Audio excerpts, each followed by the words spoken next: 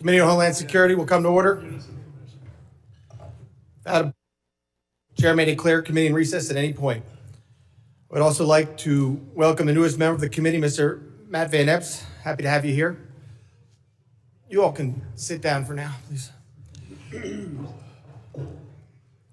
Purpose of today's hearing is to better understand the worldwide threats facing us today. Under the rules of the House, the chairman is responsible for maintaining order and preserving decorum in the committee room. I expect audience members to be respectful of witnesses, members, and the public. The issues we are debating are important ones that members feel deeply about. While vigorous disagreement is part of the legislative process, members are reminded that we must adhere to established standards of decorum in debate. It is a violation of House rules and the rules of this committee to engage in personalities regarding other members or to question the motives of a colleague. It is also a clear violation of the rules of the House to make statements that might be personally offensive to the President or the Vice President of the United States. Remarks of that type are not permitted by the rules and are not in keeping with the best traditions of our committee. The chair will enforce these rules of decorum at all times and urge all members to be mindful of their remarks. I now recognize myself for an opening statement. Good morning. Welcome to the Committee on Homeland Security's annual hearing on worldwide threats. Our witnesses today are Homeland Security Secretary Kristi Noem, National Counterterrorism Center Director Joe Kent, and Federal Bureau of Investigation Operations Director Michael Glasheen. I appreciate your willingness to testify and address the threats America faces every day at home and abroad. I want to recognize that this is an annual hearing on the one the committee expects to hold in September 2026, surrounding the 25th anniversary of September 11th terrorist attacks. This year, we made numerous accommodations considering the record-long Democrat shutdown and your busy schedules. But we expect 2026 to include the Homeland Security Secretary, the NCTC Director, and as in the past, the Director of the FBI. The Department of Homeland Security and this committee were created following the attacks on September 11th and bestowed with the responsibility to secure the homeland from threats and keep Americans safe. The work your agencies do each day furthers that mission, and this committee will always be a strong partner in those efforts. I want to commend all three of you. The border is secure, the flow of drugs is slowing, and violent criminals are being taken off the streets. America is once again a symbol of global strength. However, I'm sure you'll agree it is not time to take a break. It is time for action. We cannot succeed in our collective Homeland Security mission without working together, collaborating, and striving for better. The threats we face are persistent and ever-changing. The days of strictly kinetic strikes are over. The battlefield is not the same as it was on the Western Front in 1914, nor Pacific Theater in 1941, and not even the Middle East in 2000s. In 2025, we fight our adversaries in cyberspace, we counter radicalization on the internet and in chat rooms, we resist communist China propaganda, we prepare for newfound biological threats, and we combat the flow of transnational criminals across our borders. This is why this hearing is so important. Congress must hear from the executive. Oversight is not unfair, and asking questions is not unwarranted. We must ensure the people's representatives are informed. In less than 1 year, the Trump administration has delivered historic results in securing our borders and dismantling transnational criminal networks. The commitment to restoring and maintaining a state of law and order has resulted in illegal border crossings falling to their lowest level in decades. Compared to last year, nationwide border encounters have plummeted nearly 80%. This is a testament to the administration's enforcement of law and deterrence of further and uncontrolled illegal immigration. More and more, both nation state and rogue actors are turning to cyberspace to conduct nefarious operations against the United States and its interests. Just a few weeks ago, we saw the first mainly autonomous artificial intelligence conducted cyber attack. The AI threat is no longer something out of faraway science fiction movie. Technology improves every day, and so does our adversaries' understanding of how to use it. We must be prepared. We must work together with our state and local partners, as well as the private sector, to share information to better identify and mitigate attacks. We must remain vigilant in the face of threats posed by Russia, China, and Iran. And we must harden critical infrastructure. The United States is entering an unprecedented period of hosting major international events, including 2026 FIFA World Cup, the 2028 Olympic and Paralympic Games in Los Angeles, and nationwide celebrations marking the nation's 250th anniversary. These mass gatherings will test the nation's ability to secure large crowds, safeguard foreign delegations, and maintain operational continuity amid evolving threats from nation-state adversaries, foreign terrorist groups, transnational criminal organizations, and lone actors. Trump administration is employing a whole-of-government approach to ensure these events are safe and secure. However, host cities and law enforcement shouldn't shoulder significant burdens in planning and resourcing. Persistent challenges include coordination shortfalls, intelligence sharing gaps, and jurisdictional limitations, particularly at ancillary venues such as athlete housing, training facilities, hotels, and fan zones. All of this is on the backdrop of the upcoming 25th anniversary of the horrific terrorist attacks of September 11th that took the lives of thousands across New York, DC, and Pennsylvania. It is why I sought this chairmanship and what guides me every day in this work. We all share the same goal: keep Americans safe, regardless of the threat. I look forward to the witnesses' testimony today, and I hope we can work together to ensure we achieve this common goal. I now recognize the ranking member, the gentleman from Mississippi, Mr. Thompson, for his opening statement. Thank you very much, Mr. Chairman. And before I start, let me welcome Mr. Van Epps to the committee. Mr. Chairman, thank you for getting the Secretary of Homeland Security and National Counterterrorism Center Director here today. Your predecessor couldn't seem to get that done, and I appreciate your commitment to holding this hearing. Each day, we've had more examples of Republicans abdicating their constitutional oversight responsibilities. Fortunately, unlike other chairs in this body, it appears that if you are serious about this committee work being done, and I compliment you for that. As I look at the witnesses table, though, I can't help but notice that FBI Director Kash Patel isn't here with Secretary Noem and Director Kent. I'd also say that we have just been provided Secretary Noem's testimony.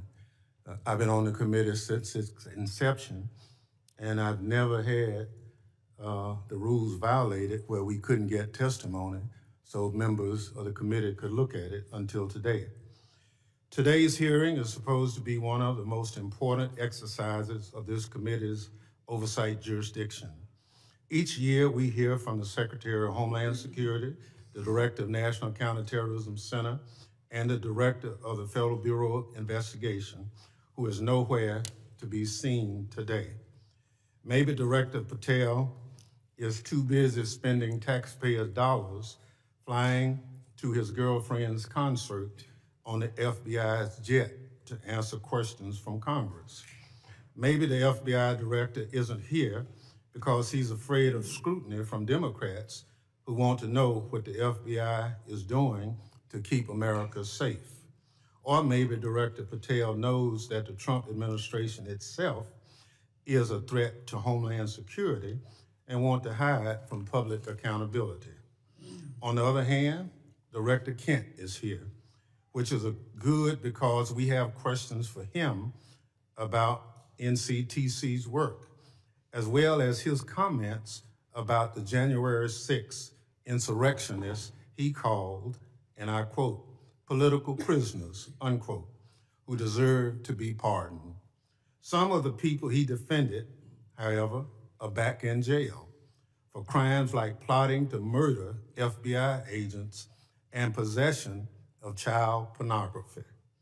It's scary that these unserious people are in charge of keeping America safe from terrorism. But what's even scarier is that they work for an unserious and unhinged president who spends most of the days designing monuments to himself and finding new ways to hide the Epstein files. All of this puts America and its lives, people who live here, at risk every day. Now, Secretary Noem, everyone knows you love the spotlight. We've seen your commercials, but what you haven't provided to the committee, despite our many requests, are the questionable contracts that you've awarded to your friends to film you on the 2028 campaign trail. Unfortunately, this is nothing new. In their one big ugly bill, congressional Republicans gave you a blank check Secretary Noem, and you have wasted no time spending it on yourself.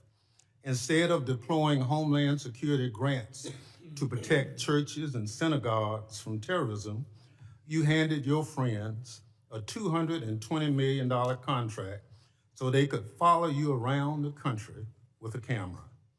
Instead of fully funding the DHS agency that protects our hospitals, schools, and electrical systems from cyber attacks, you spent $200 million to buy yourself new private jets.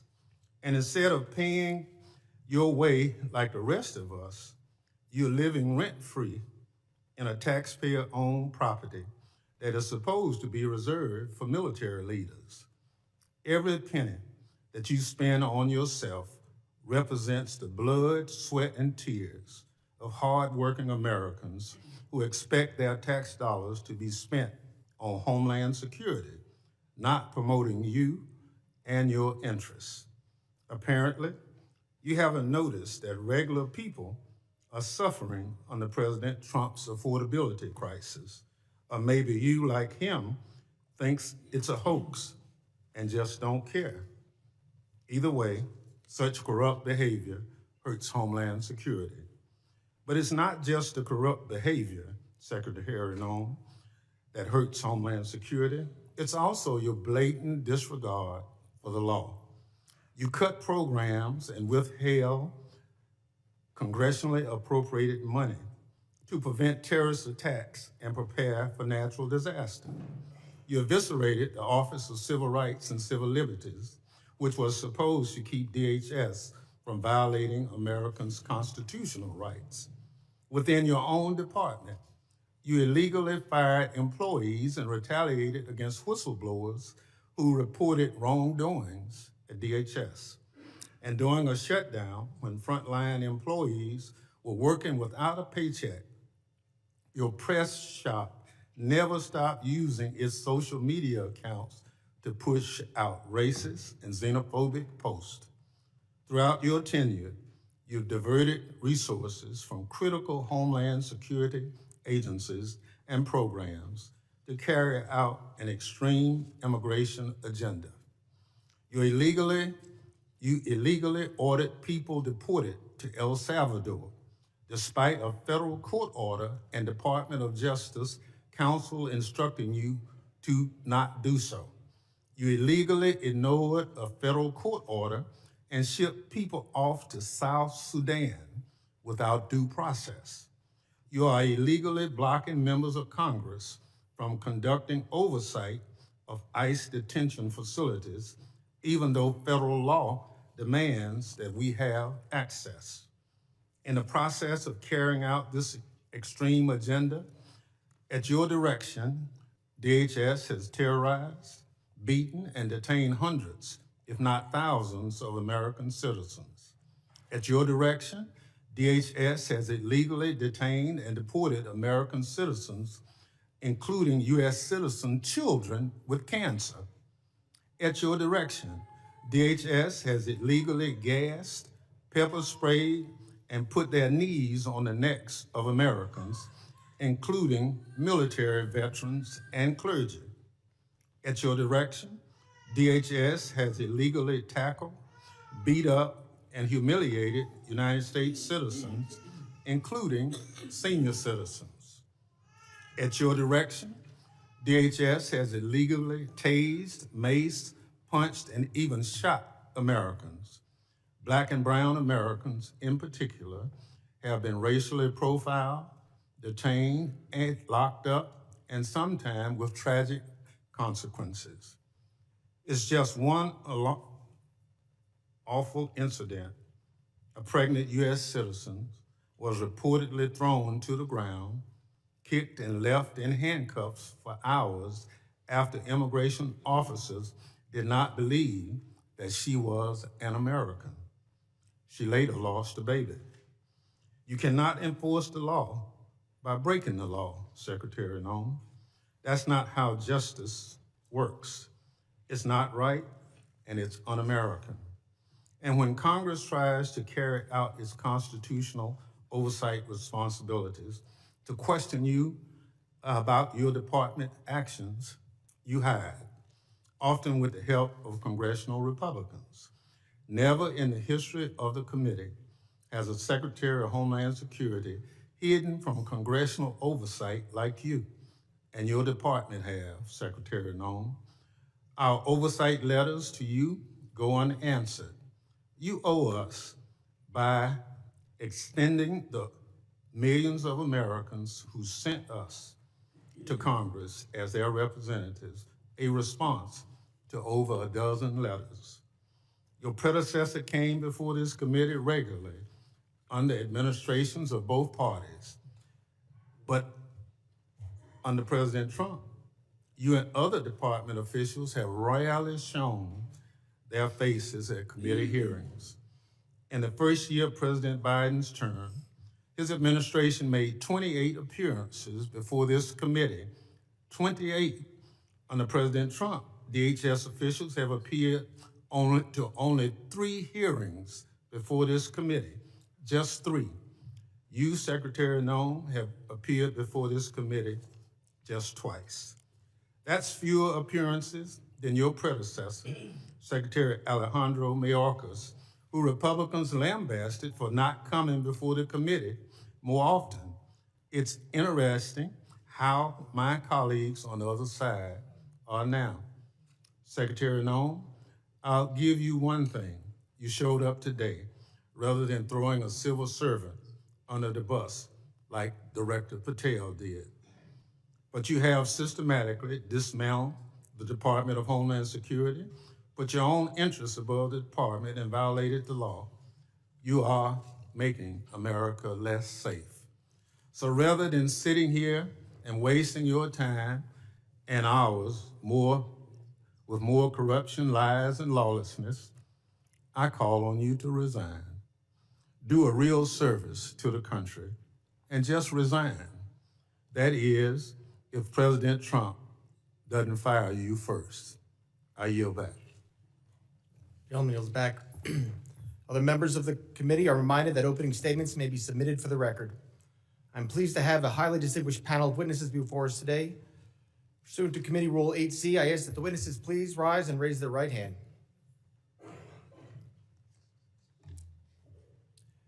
Do you solemnly swear that testimony you will give before the Committee on Homeland Security of the United States House of Representatives will be the truth, the whole truth, and nothing but the truth, so help you God? Thank you. Please be seated. Let the record reflect that the witnesses have all answered in the affirmative. I would like to now formally introduce our witnesses. First is Ms. Kristi Noem. She is the Secretary of the Department of Homeland Security. Secretary Noem previously served as Governor of South Dakota and was a member of this distinguished House. Second is Mr. Joe Kent. He currently serves as the Director of National Counterterrorism Center with Office of Director of National Intelligence. Mr. Kent served in the U.S. Army, completing 11 combat tours and a stint with the Central Intelligence Agency. Third is Mr. Michael Glasheen.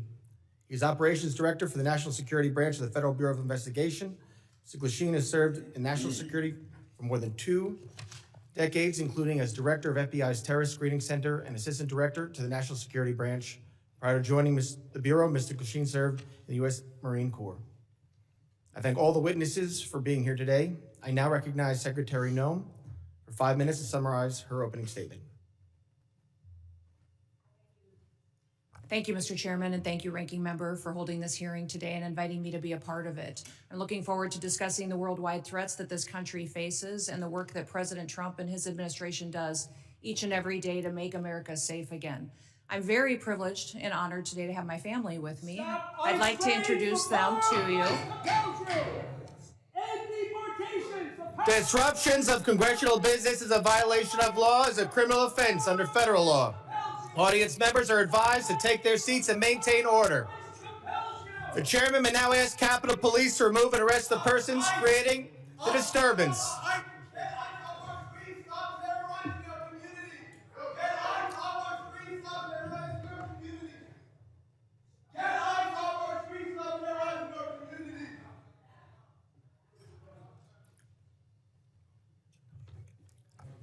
Secretary may continue. Chairman, I'll continue.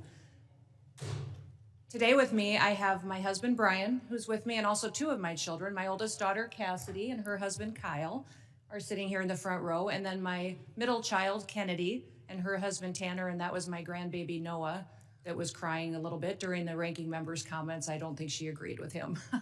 I don't have my son with me or three of my grandchildren, but I'm very blessed that I have a wonderful family who is here and loves this country and is grateful for the work that we get to do as a family each and every day. We also have the blessing of having some angel families with us as well. They are here in the audience, and I'm so grateful for them for being willing to come here and be strong. It's hard to lose someone that you dearly love to illegal criminal activity, to people who never should have been in our country to begin with, and to lose those loved ones to drug overdoses that get perpetuated by the terrorist organizations that filter them into our country that President Trump works so hard to stop. So I'm grateful that they're here and that they are telling their story. Under President Biden, he closed the office in the Department of Homeland Security that serviced these families. He closed it because he didn't want them to speak. He didn't want them to have support or services. And President Trump reopened the Voices office so that they can get services, so they can hear about the cases of the individuals who killed their family members, and they can get the kind of help that they need to get through the tragic grief that they've experienced. So I want to thank them for being here and continue to pray for them. I want to thank you for the opportunity to be in front of you today to discuss the wide range of threats that the Department of Homeland Security is working on to protect us from here at home and also around the world. Just 2 weeks ago, the day before Thanksgiving, a terrorist shot two of our National Guardsmen in Washington, D.C., killing Sarah Beckstrom dead, and Staff Sergeant Andrew Wolf is still fighting for his life. Fortunately, we've had some really good news about Andrew recently, and he had the opportunity to stand up and is a miracle, and we're so grateful for his family for being so strong. We continue to lift him up and pray he has a full recovery. The terrorist who shot them was an Afghan national who entered the United States under Operation Allies Welcome. The same week, we arrested another Afghan national who came in under the same program. He was planning to carry out a bombing in Fort Worth, Texas. And just last week, just miles away in Washington, D.C., we arrested another Afghan national who also came in under Operation Allies Welcome. That individual provided support to the Islamic State of Iraq and ISIS-K and weapons to his father, who was a commander of a militia group in Afghanistan. Those are only a handful of the challenges that we face and the threats that the Department of Homeland Security stands against every single day. Under President Trump's leadership, DHS is securing our borders, we're restoring the rule of law, and we're protecting the homeland.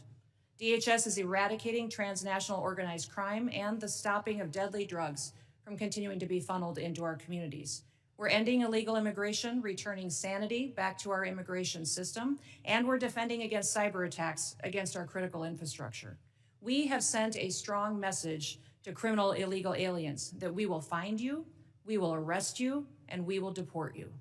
Our message has resonated to over 1.5 million illegal aliens who have gone home on their own voluntarily. At the same time, we as a country are still dealing with the mistakes, the errors, and the willful disregard of the last administration. For 4 years, the Biden administration allowed millions of people to come into our country illegally. Millions more in our country were exploited and were brought in under parole programs without even basic vetting. As a result, we've seen terrorist attacks and heinous crimes committed against American children and families by criminal illegal aliens and violent perpetuators who should have never been allowed into this country in the first place. Transnational organized crime groups, including Mexico's Sinaloa, New Generation Jalisco, and other drug cartels, they cause chaos and they harm American interests. Our critical infrastructure faces a perilous landscape, largely driven by the impact of cyber attacks from bad actors and cyber criminals.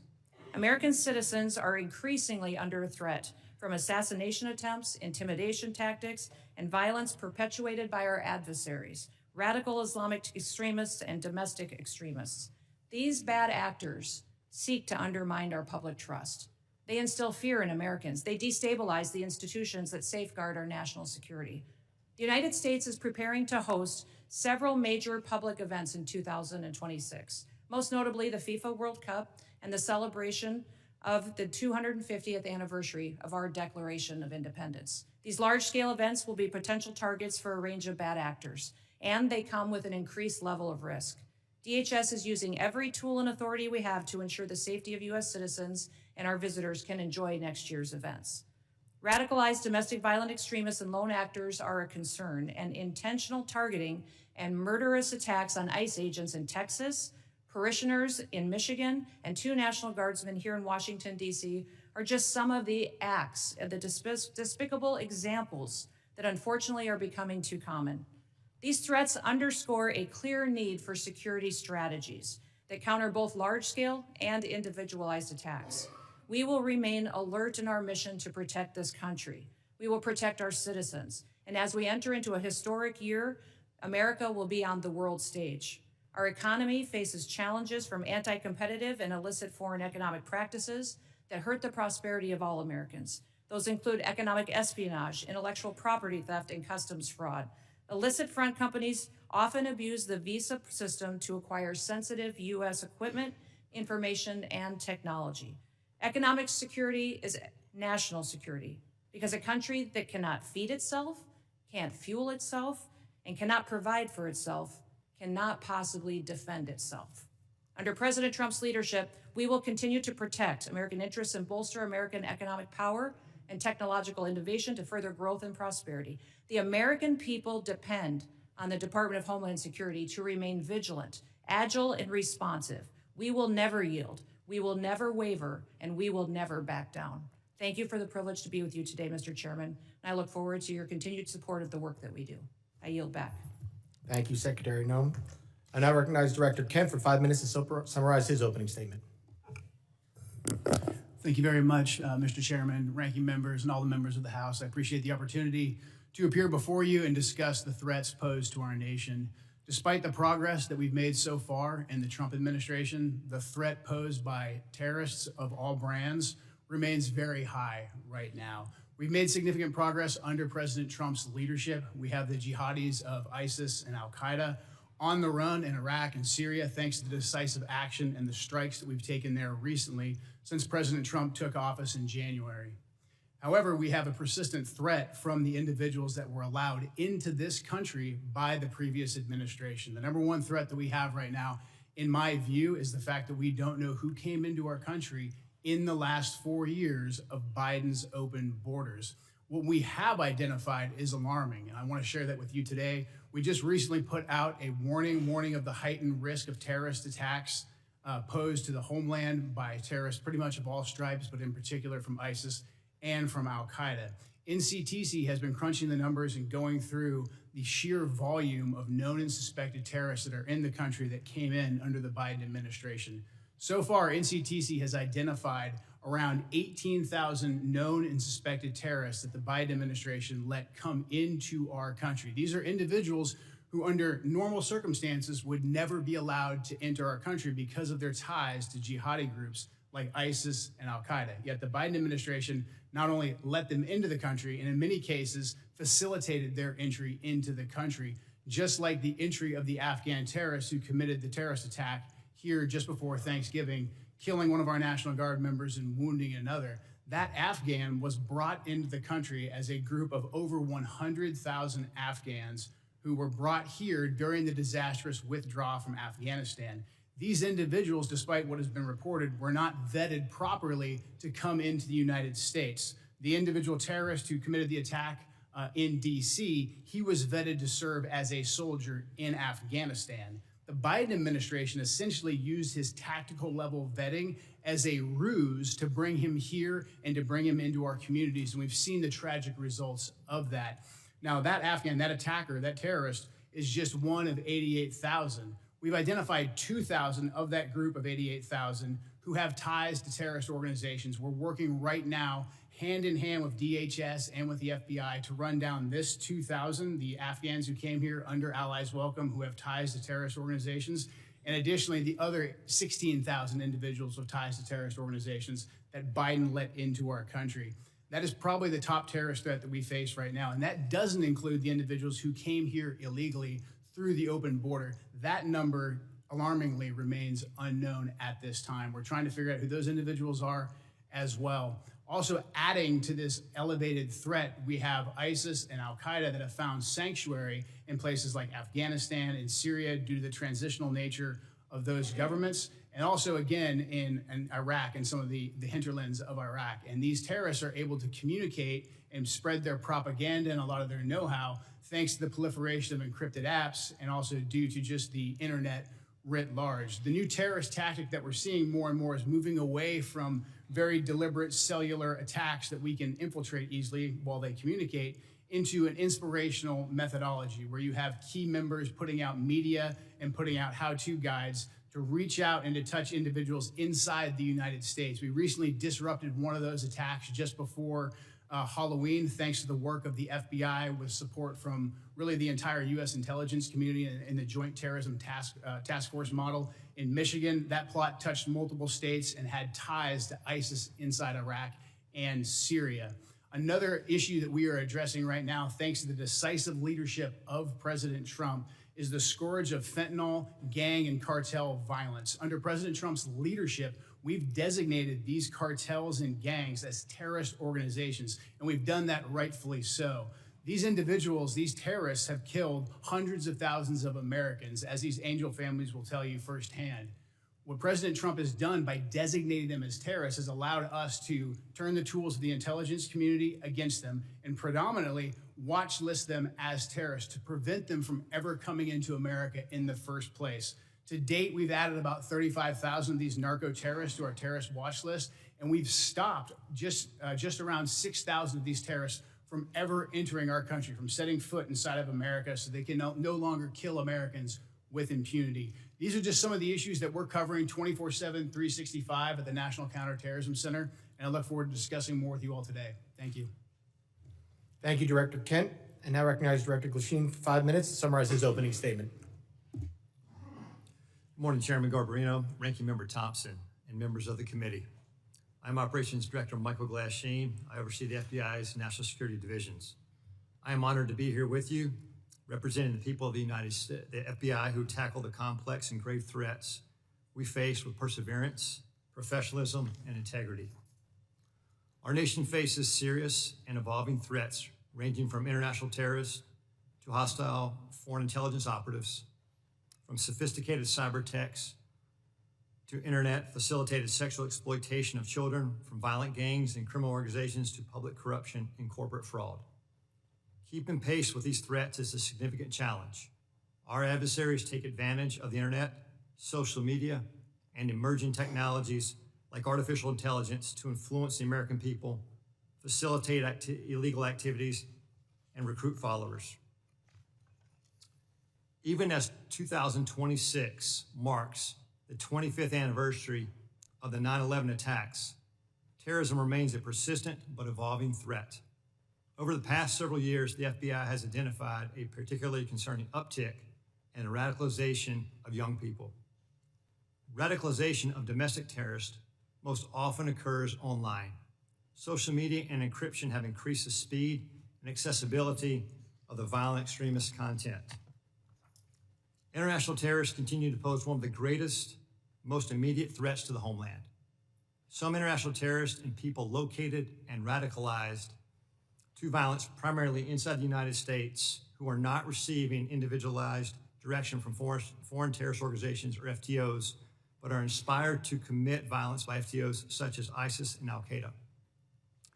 Iran continues to plot attacks against former government officials in retaliation for the January 2020 death of Islamic Revolutionary Guard Corps, or IRGC, Commander Qasem Soleimani. Iran also continues to provide support to its proxies and terrorist organizations throughout the world, such as Lebanese Hezbollah. China, Russia, Iran, North Korea, and criminal ransomware continue to be the top cyber threats facing the United States. And there's no clear line where cyber criminal activity ends and nation-state activity begins. Critical infrastructure remains a highly attractive target for cyber criminals and nation-state actors due to the potential to cause widespread disruption, financial damage, and risk to our national security. The United States faces foreign intelligence threats as nations such as the People's Republic of China, Russia, and Iran become more aggressive and capable than ever. The PRC has deliberately created an environment that abuses global interconnectedness and encourages intellectual property acquisition using human intelligence officers, corrupt corporate insiders, foreign direct investment, and cyber intrusions. Russia continues to seek and acquire U.S. technologies to help rebuild its defense industrial base, relying on complex procurement networks to evade U.S. export controls and sanctions. The United States faces many criminal threats, including violent crime, financial and healthcare fraud, transnational and regional organized criminal enterprises, crimes against children, and human trafficking, violent threats against public election officials, personnel, and public corruption. Currently, the FBI-led task forces are staffed with over 9,000 federal, state, local, tribal, and territorial partners. Many of these task forces are focused on cartels, violent crime, drug trafficking, child exploitation, and human trafficking across our nation's communities. The FBI has and continues to establish strong capabilities to assess the threats, share intelligence, and leverage key technologies. We recruit the best to serve as special agents, intelligence analysts, and professional staff. Our leadership team views change and transformation as a positive tool for keeping the FBI focused on the gravest threats facing our nation. Over the past few months, we started the process to relocate hundreds of positions from the National Capital Region out to field offices across the country. This enhancement to field resources increases our investigative capacity across our 56 field offices and enhances the FBI's commitment to addressing violent crime, gangs, drugs, counterintelligence, and terrorism threats. Our fellow citizens look to us to protect the homeland from these threats. And every day, the men and women of the FBI continue to meet and exceed these expectations. I'm proud to represent them in testimony today, and I welcome your questions. Thank you, Director Glasheen. My understanding is a witness may have to leave early today. While I want to be clear, the committee did not agree to a hard stop. All witnesses are here voluntarily and are free to go. If a witness does leave, the hearing will continue with the remaining witnesses. Members will be recognized by order of seniority for their 5 minutes of question. We want to get through as many members as possible. So even though I have been lenient before with the 5 minutes, I'm directing members and witnesses that we're going to strictly enforce the 5-minute rule today. I now recognize myself for 5 minutes of questions. Secretary Noem, I appreciate you being here today, and you've been on the job less than a year, and this is the second time appearing before the committee, which I think is the norm, and I do really appreciate you being here. And I know you have a very important job to do. You oversee a lot of different sub-agencies, so I know you can't always be here in person.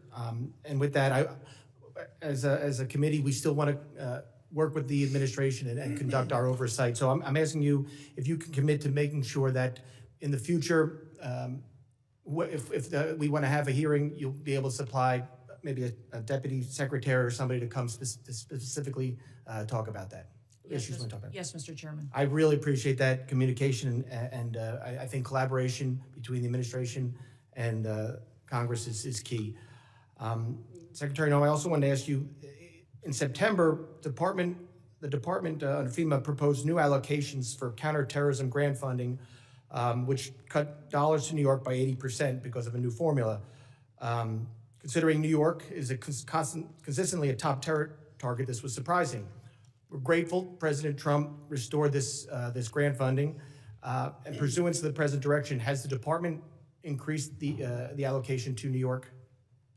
Yes, President Trump did. I would say that when we look at the Homeland Security grants and how they're allocated, the formula focuses on where we see the threats today and where those communities are that need the resources. I would also inform the committee and you, Mr. Chairman, that New York City at the time of the allocation still had over $440 million in reserve that was available to them to utilize. So the intention of these grants is that communities and cities would use the dollars to build up the security measures that they need to do for a long-term impact, and that the same amount of dollars aren't necessary every single year. You need to meet the threats where they are in the country at the time the grant dollars are available. So thank you to all of you for your work on getting us dollars that we can give to grants to help secure our local communities and states.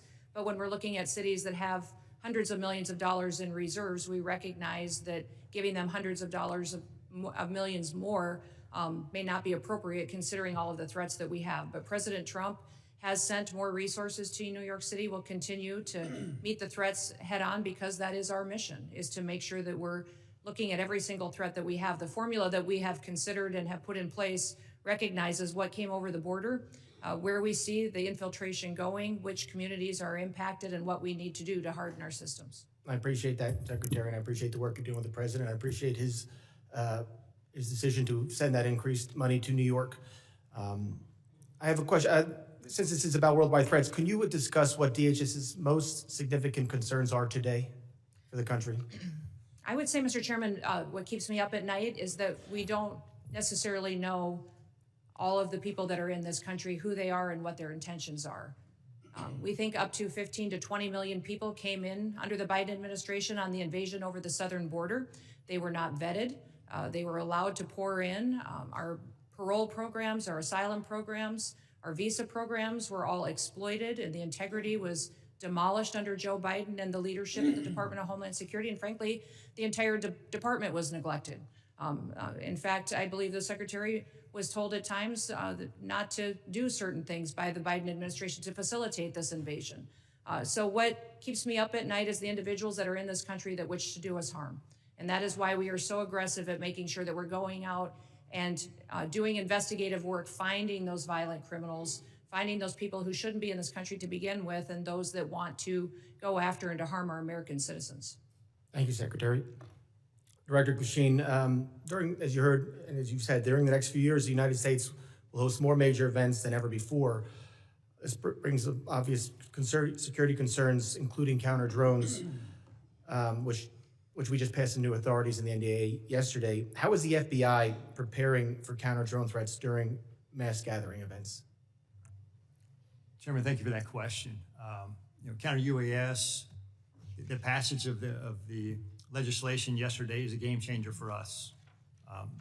How we're preparing for that going forward, we just stood up a counter UAS school down in Huntsville, Alabama, where we will train federal officials, state locals, as well to assist with that preparation and implementation of using counter UAS technology. Prior to this passage, it was only the FBI and or DHS that could provide that assistance. Now that this passage of authority, it will allow us to have a greater handling of the threat to a mass event. Thank you very much. I yield back. I now recognize the ranking member for 5 minutes of questions. Thank you very much, Mr. Chairman. Mr. Glasheen, will you tell me the organizations that pose on the domestic side, 2 of the organizations, number 1, number 2, threat to the homeland at this point? Can you please clarify, like organizations? Any domestic terrorist organization that poses a threat to the homeland as we speak? I'd say the first one, President Trump had just announced executive order domestic terrorist organization, Antifa. That's our primary concern right now. All right, that's what President Trump did. What does the FBI say? We share the same view. When you look at the data right now, you look at the domestic terrorist threat that we're facing, right now, what I see from my position is that's the most immediate violent threat that we're facing on the domestic side. So where is Antifa headquartered? What we're doing right now with the organization. Where in the United States does Antifa exist? Yeah. If it's a terrorist organization and you've identified it as number 1. We are building out the infrastructure right now. So what does that mean? We're trying to get the information. You say Antifa is a terrorist organization. Tell us as a committee, how did you come to that? Where do they exist? How many members do they have in the United States as of right now? Well, that's very fluid. It's ongoing for us to understand that. The same, no different than Al-Qaeda and ISIS. No, I don't want you. I'll ask one question, sir. I just want you to tell us. If you said Antifa is the #1 domestic terrorist organization operating in the United States, I just need to know where they are, how many people. I don't want a name, I don't want anything like that. Just how many people have you identified with the FBI that Antifa is made of? Well, the investigations are active. So you wouldn't come to this committee and say something you can't prove, I know. I know you wouldn't do that. But you did. Madam Secretary, you and the gentleman from NCTC referenced the unfortunate accident that occurred with the National Guardsman being killed. You think that was an unfortunate accident? I mean, It was a terrorist attack. wait.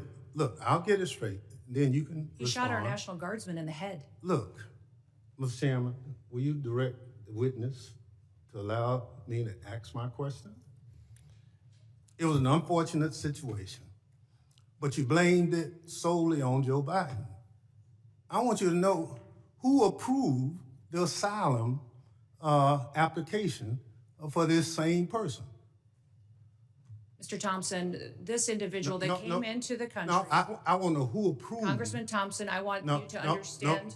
When this individual came into the country, he came under I'm not going to let you. Evacuation of Afghanistan under Operation Allies Welcome, was thoroughly vetted by the Biden administration at that point in time, allowed into our country, and then was never followed up. I want to remind everybody in Congress. Reclaim my time. We follow the law, and every asylum is supposed to have a check-in every single year, and the Biden administration failed to do that.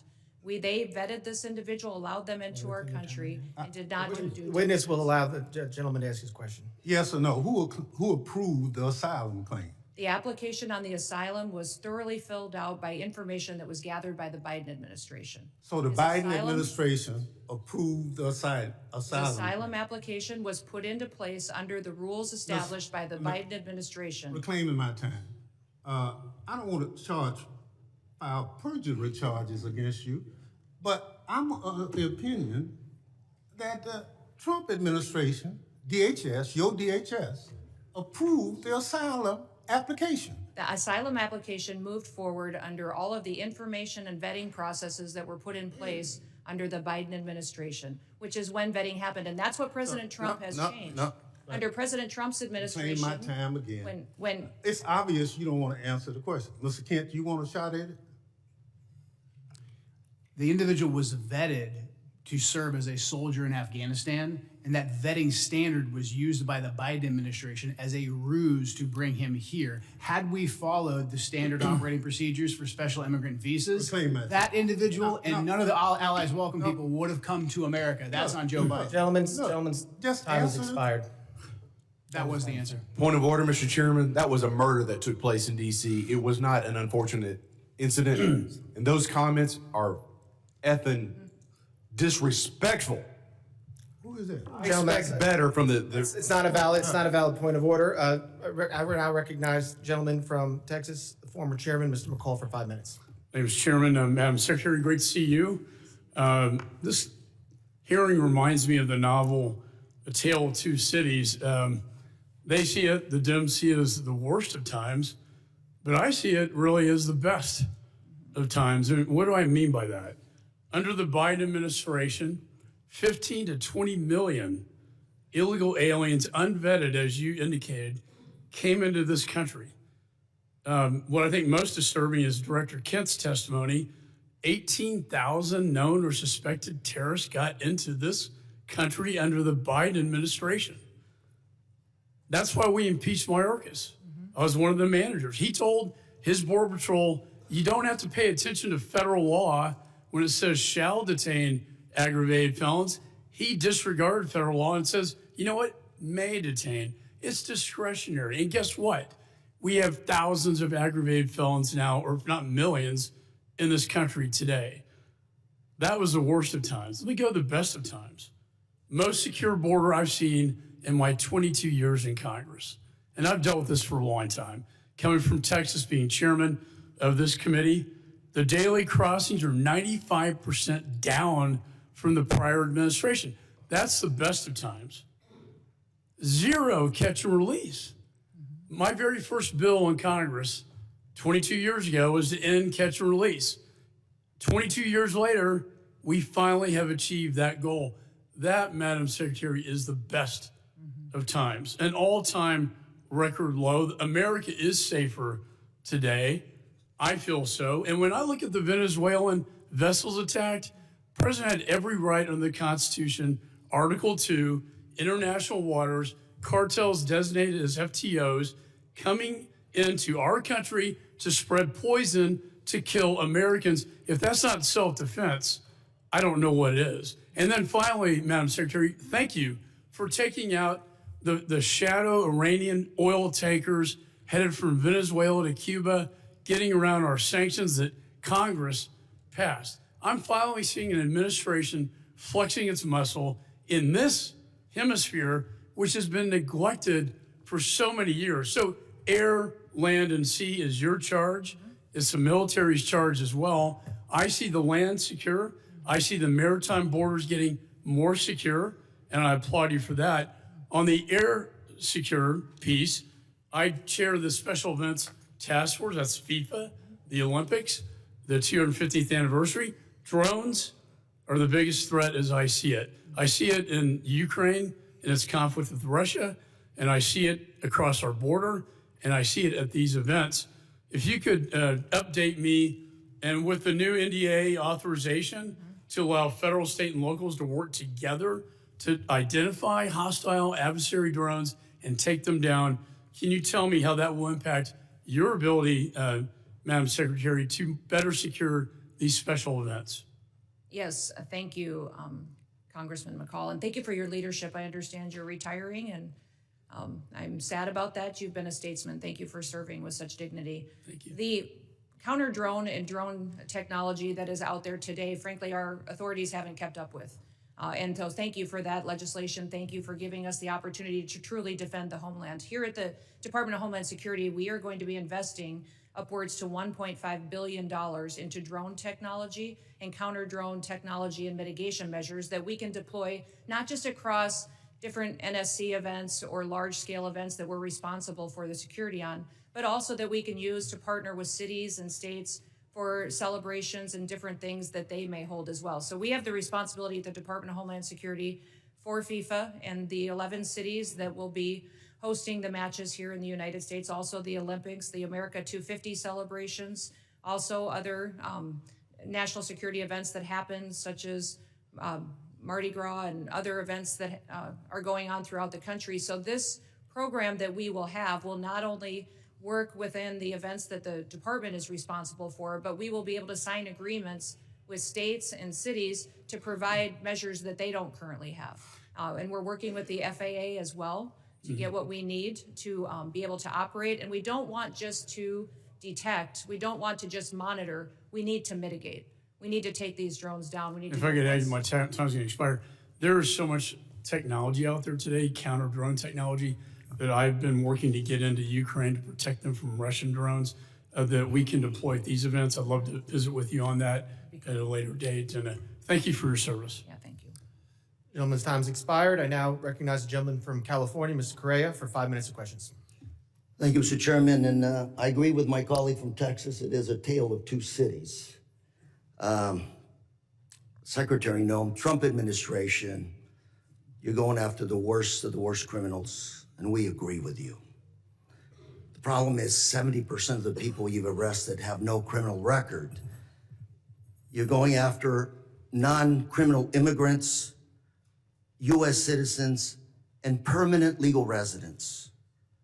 Donna Hughes Brown, Irish citizen, green card holder, 48 years in the United States.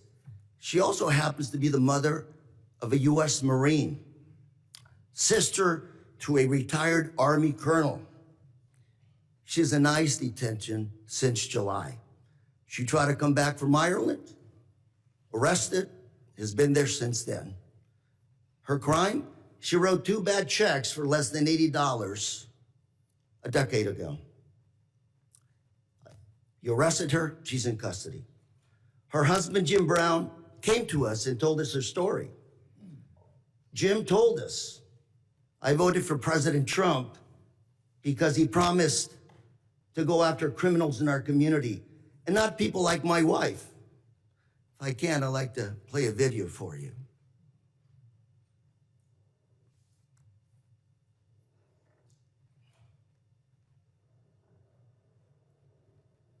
Danny, you also voted for President Trump. Yes, sir, Why did you vote for him? because I was an idiot. 80% of the evangelical Christian people were lied to, if you really want to know the truth, and that's exactly what happened. They said criminal, and I believe criminals need to be off the street. I just want to make sure people watching this understand who you are. My wife and I, when we don't work, we're ministers. We help the needy. That's what we do. And that's who they're arresting. Now we've got Mr. Jim Brown before you. He's standing up. Hopefully you can talk to him a little bit. These people, Donna Hughes Brown, are not the individuals that should be deported. Another case, Narciso Barranco was beaten and arrested by masked agents while working as a landscaper. He's an undocumented immigrant, 30 years in this country, not a traffic ticket. Mr. Barranco is also the father of 3 U.S. Marines. 3 Marines. You want to make a movie of people like this. A man who comes to this country, instills patriotism in his kids. They swear an oath to serve and possibly give up their life for this country. We'll play a video on this as well, please.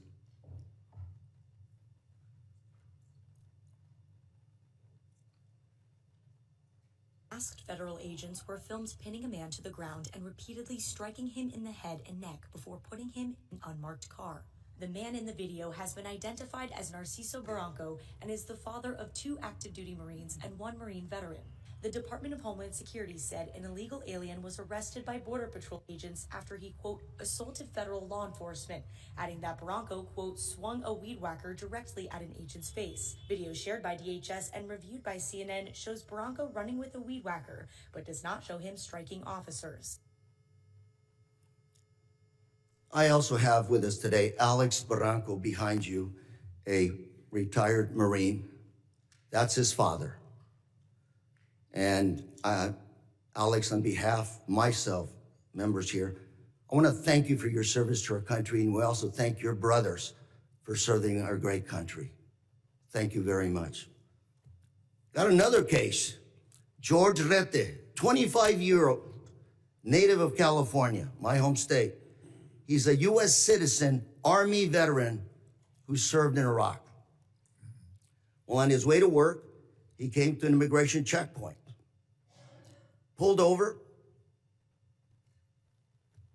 I don't know where officers deployed tear gas on him, broke his car window, pepper sprayed him, and dragged him out of his car. An American citizen held for 72 hours without any charges, wasn't even given the opportunity to shower, to wash off that paper spray. Gentleman's time's expired. I now recognize the gentleman from Mississippi, Mr. Guest. Mr. Chairman, I have 2 articles I'd like to present for the record. Unanimous consent. Under President Trump, an agency intended to keep Americans safe has diverted resources from child abuse, trafficking, and terrorism to immigration enforcement. Second is this letter from my Orange County Sheriff, Don Barnes, essentially talking about all the individuals under Prop 50 referred to ICE 2025 year to date. 50 of them. Without objection. ICE never showed up to pick them up. Without objection. Chairman? I will Chairman? entertain, Chairman? I will entertain UCs at the end of the hearing. I will entertain all UC motions at the end of the hearing. We have witnesses. I want to make sure everybody has time. So if we do this now, we do have a witness has to leave. You're just going to be taking time from other members, but I will entertain UC motions at the end of this hearing. I now recognize the gentleman from Mississippi, Mr. Guest, for 5 minutes. Thank you, Mr. Chairman. Madam Secretary, it's great to see you again. Thanks for appearing before us again. I want to echo some of the remarks of Mr. McCall. I want to first thank you. I want to thank the men and women who serve under your command for the incredible job that you have done over the last 12 months. We have seen that you are active in enforcing the rule of law. We have seen a border that is as secure in our lifetime as we have ever seen. You mentioned in your opening statement over the last 4 years, we saw somewhere between 15 to 20 million illegal immigrants enter the country. Just looking at monthly statistical data, we know that under the Biden-Harris administration that in December of 2024, that there were over 300,000 illegal immigrants who were encountered along the southern border in that month alone. Recent statistics by the Department of Homeland Security for October, the most recent statistics we have, show that the number of border encounters for October of this year under your leadership have dropped to 11,000, a decrease of over 95%. And so I want to thank you for that. I want to thank you for the work that your men and women have done to protect our borders from illegal narcotics entering the country. We saw a press release the Coast Guard sent out this week regarding Operation Pacific Viper. And they mentioned a specific seizure that occurred on December the 2nd by the Coast Guard cutter Monroe, in which in a single incident of interdiction that the Coast Guard had the largest maritime interdiction seizure in almost 20 years, seizing 20,000 pounds of cocaine in an individual seizure. So I thank you for your aggressive actions in enforcing the law and for the incredible work that you and the men and women under your command are doing. I want to talk about, as we talk about threats, I want to talk about threats against law enforcement.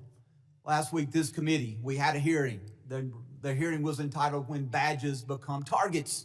And during that hearing, we talked about the threats to law enforcement, specifically federal law enforcement. And even specifically within federal law enforcement, the threats toward ICE agents, the threats toward you and other members of leadership within DHS. We know that those threats and those incidents of physical attack have escalated dramatically, in some cases over 1,000%. And part of the driving force, I believe, behind those threats is what I refer to as rhetoric against law enforcement. And I brought this up last week, and I want to bring this up again with you and give you a chance to briefly address this. These are just roughly 10 of the statements that I was able to easily find online by elected officials, governors, mayors, in many cases members of Congress, where they were spewing what I believe to be very harmful statements toward law enforcement. Governor Pritzker claimed that ICE is grabbing people off the street and disappearing them, that our country is becoming Nazi Germany. Representative Crockett compared ICE to slave patrols. Representative Garcia referred to ICE as thugs. Representative Ramirez attacked ICE as a terror force, later a terrorist organization, and then later in the hearing said, let me be clear, the Department of Homeland Security, you can quote me on that, is the single biggest threat to public safety right now. Representative Tlaib said ICE is terrorizing our community, turning our country into a fascist police state. Representative Jayapal called ICE agents deranged and said it's inspiring to obstruct immigration enforcement. Governor Walz smeared ICE agents as modern-day Gestapo. Chicago Mayor Johnson accused ICE of being secret police and terrorizing our community. Representative Lynch referred to ICE agents as the Gestapo and nondescript thugs. And Representative Frost compared ICE operations to some of the worst horrors and crimes against humanity in history. And so, Secretary Noem, I'd like to give you a few moments to, one, address these statements and to speak to how these statements place the safety of our men and women of law enforcement at risk. Thank you, Congressman Guest. I appreciate you giving me the chance to talk about this because I think the words that these elected officials have used to describe our law enforcement officers are horrific, shocking, and unacceptable. Every single American citizen should find the words that they have used to describe these men and women that took an oath to keep us safe unacceptable. and needs to be pointed out that we are seeing the consequences of those words every single day by the violent attacks. Gentlemen's- 1,000% increase in gentlemen's violent time's attacks, expired. 8,000% in death threats. Gentlemen's It's time unacceptable. gentlemen's time expired. I now recognize the gentleman from Michigan, Mr. Tanadar, for 5 minutes of question. Please remember to stick to the 5 minutes. Thank you, Chairman Garbarino and Ranking Member Thompson, for having this hearing today. I know the American people have been demanding answers from this administration on their unlawful actions, so I hope we are able to get some useful answers from our witnesses today. Secretary Noem, this past May, I asked you during a congressional hearing if it was the policy of DHS to follow orders issued by federal courts. You said on the record, and I'm quoting here, "We are following all federal orders." End of my quote, end of your quote. Secretary Noem, you lied to me under oath that day. You lied to the American people, and you have betrayed the trust placed upon you in your role as Secretary of Homeland Security. You defied federal court orders when you refused to order the deportation flights to El Salvador in March to turn around. Federal courts have also found your department to have violated federal injunctions in your continue to send non-citizens on deportation flights, with some courts having called your orders unlawful. Secretary Noem, I just have 3 questions for you. 1, why did you lie under oath by saying DHS was following all federal court orders when they clearly were not? Congressman. Question 2, let me finish my questions. Question 2, why did you mislead the American people when you said that no American citizens have been arrested or detained by federal immigration agents? And my last question, number 3, Donald Trump said that your ICE agents haven't gone far enough. Do you think terrorizing American citizens and assaulting peaceful protesters isn't far enough? Congressman, the Department of Homeland Security and this administration complies with all federal court orders. We always have and we always will. Not true. And we will continue to appeal. And sir, I will even tell you that at the highest court, at the Supreme Court, the Department of Homeland Security in our litigation has an over 90% success rate in winning at the highest court in our battle against activist judges across this country. Madam Secretary, we will continue to appeal. And then when it gets to the highest court and we get a decision, it is proven that we are right, that we have been compliant. I will also say, Madam Secretary, let me... Do you want me to answer your questions or not? I do, but let me, you haven't been telling us the truth. Look, there have been at least 170 known cases of citizens being arrested or detained by federal immigration agents this year alone. This is the truth. Are you lying to the American people right now by denying these reports? When we are doing our targeted enforcement operations against criminal illegal aliens, individuals that are in that area may be detained until we verify who they are, and then they are released. This has been done for years, and every single law enforcement operation that has always happened, we follow the same protocols, and we continue to do that. We have never once detained or deported an American citizen. We have not held them and charged them.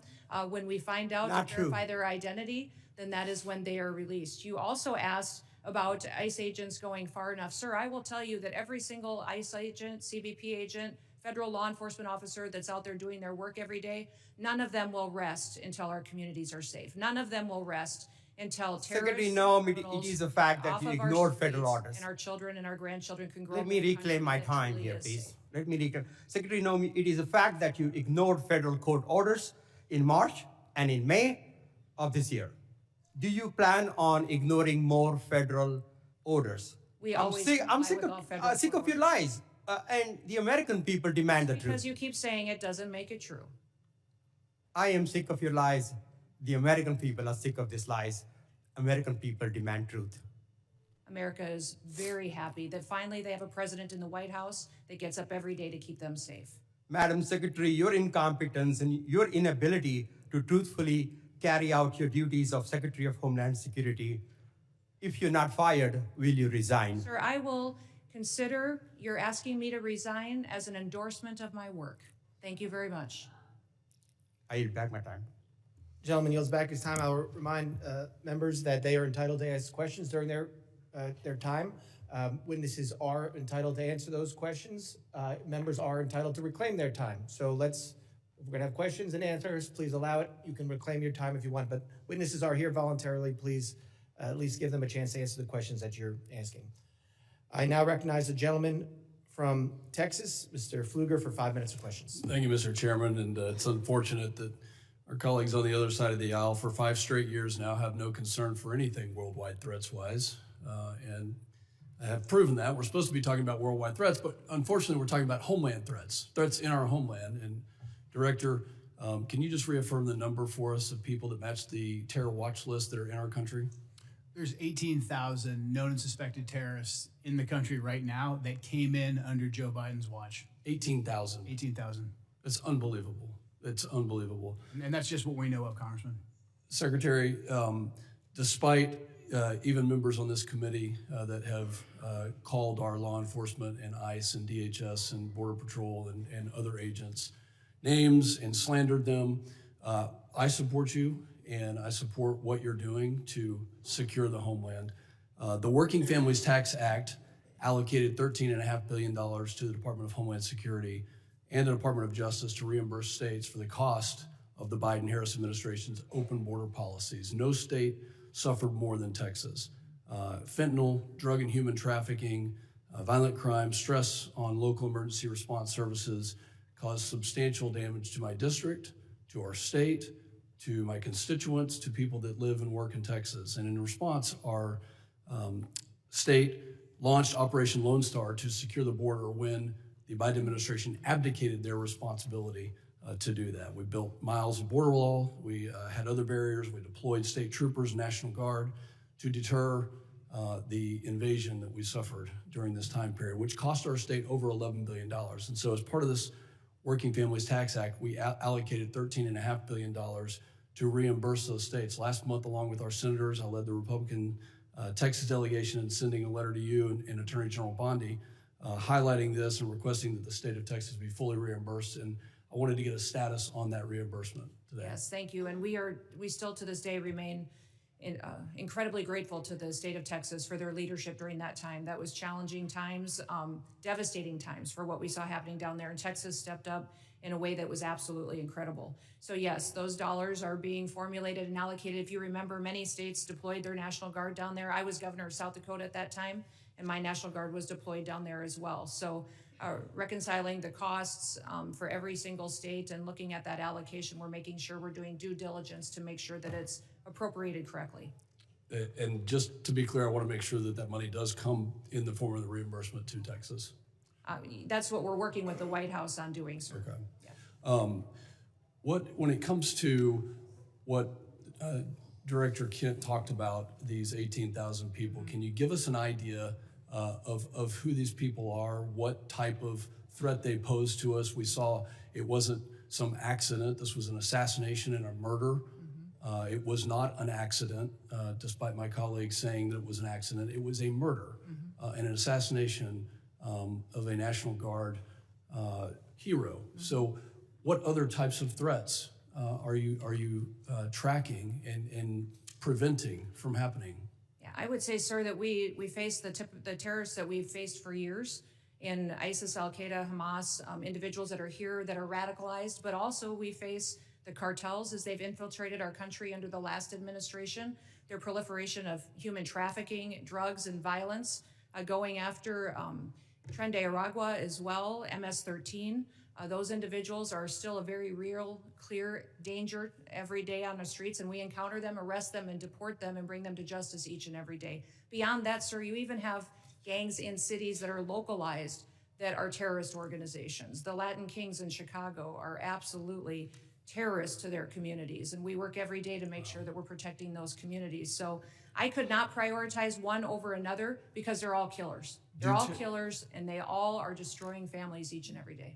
For both you and Director Kent, do terrorist organizations around the world, such as ISIS, Al-Qaeda, and others, still have an intent to attack America, to attack our homeland, to utilize Absolutely. every method? Absolutely. Our intelligence and our information that we deal with every single day is addressing those threats on our streets here in the United States. Director Kent, can you give us an idea of what those tactics, techniques, and procedures could be that we need to stay alert of? Honestly, the attacks of October 7th, the decentralized and just barbaric nature of that is the new terrorist playbook. They're not looking necessarily for a spectacular attack like we had on 9/11, but targets of opportunity like we tragically saw with the terrorist attack in Washington, D.C., these smaller cells or even individual operatives taking action. That's what has us very concerned, combined with just the sheer volume. My time has expired. Secretary, thank you for your commitment to reimburse taxes. I yield back. Gentleman's time's expired. I now recognize the gentleman from Rhode Island, Mr. Magaziner, for 5 minutes of questions. Madam Secretary, how many United States military veterans have you deported? Sir, we have not deported U.S. citizens or military veterans. I don't believe you served in the military. I haven't either, but I think you and I can agree that as Americans, we owe everything to those who have served our country in uniform, particularly those who have served in combat. Do you agree with that? Sir, I believe that people that are in this United States that are citizens have legal status here. Madam Secretary, we are joined on Zoom by a gentleman named Sejun Park. He is a United States Army combat veteran who was shot twice while serving our country in Panama in 1989. Like many veterans, he struggled with PTSD and substance abuse after his service. He was arrested in the 1990s for some minor drug offenses, nothing serious. He never hurt anyone besides himself, and he's been clean and sober for 14 years. He is a combat veteran, a Purple Heart recipient. He has sacrificed more for this country than most people ever have. Earlier this year, you deported him to Korea, a country he hasn't lived in since he was 7 years old. Will you join me in thanking Mr. Park for his service to our country? Sir, I'm grateful for every single person that has served our country and follows our laws. Can you please tell knows Mr. that our Park laws why are you important deported and him? every one of them needs to be enforced. But you understand that many veterans struggle with PTSD, many veterans struggle with substance abuse challenges. This man took 2 bullets for our country. You have broad authority, by the way, as Secretary, to issue humanitarian parole, to do deferred action. Will you commit to at least looking at Mr. Park's case to see if you can help him find a pathway back to this country that he sacrificed so much for? I will absolutely look at his case, but I want you Thank to you. remember that Madam our Secretary, the programs man need to have behind integrity you, as please well. stand up, sir. His name is Jim Brown from Troy, Missouri. He is a Navy combat veteran who served our country in the Gulf War. He's married to a woman named Donna, who came to our country legally from Ireland when she was 11 years old. She has lived here for 48 years. Because of you, Jim's wife, Donna, has been in prison for the last 4 months. She did not come here illegally, and she has never committed any crime other than writing 2 bad checks totaling $80 10 years ago. She is currently in prison and facing deportation. Ms. Noem, will you thank Mr. Brown for his service to our country? Thank you, Mr. Brown, for your service to our country. Now, what possible explanation can there be for locking up his wife for 4 months when she has committed no crime other than writing a couple of bad checks for $80? Sir, it is not my prerogative, my latitude, or my job to pick and choose which laws in this country get enforced. You have and broad which ones discretion don't. as the Secretary. We need to follow You can issue the law parole, you and can do all enforce kinds of the things, laws. but you're choosing not to. Will you commit, again, to just reviewing Donna's case and reuniting this combat veteran with his beloved wife, who also loves this country? I will review the case. Now, Madam Secretary, you've already heard the story of Lance Corporal Alejandro Barranco, the United States Marine veteran who is behind you, who also has 2 brothers who are United States Marines. Will you thank Lance Corporal Barranco for his service? Thank you for your service. His father, Narcisco Barranco, is a landscaper in California who has lived peacefully in our country for 30 years and has no criminal record. Last spring, while he was mowing the lawn at an IHOP, ICE agents tackled him in the street and imprisoned him for weeks. A peaceful, hard-working man who raised 3 sons to be United States Marines. We need men of that character in this country. Again, as Secretary, you have broad discretion. Will you consider Lance Corporal Barranco's father for parole in place to stay in our country, owing to the fact that he has contributed to our country by raising 3 United States Marines. This is an opportunity to remind everybody that every person that's in this country illegally has an opportunity to voluntarily go home and come back the right way. He raised 3 United States and we will Marines. Facilitate that. He has been living here peacefully, doing his job for 30 years. You have discretion. You are choosing not to use it. Madam Secretary, you promised America that you would go after the worst of the worst. But these people are not the worst of the worst. A Purple Heart recipient, a military spouse, the father of 3 Marines.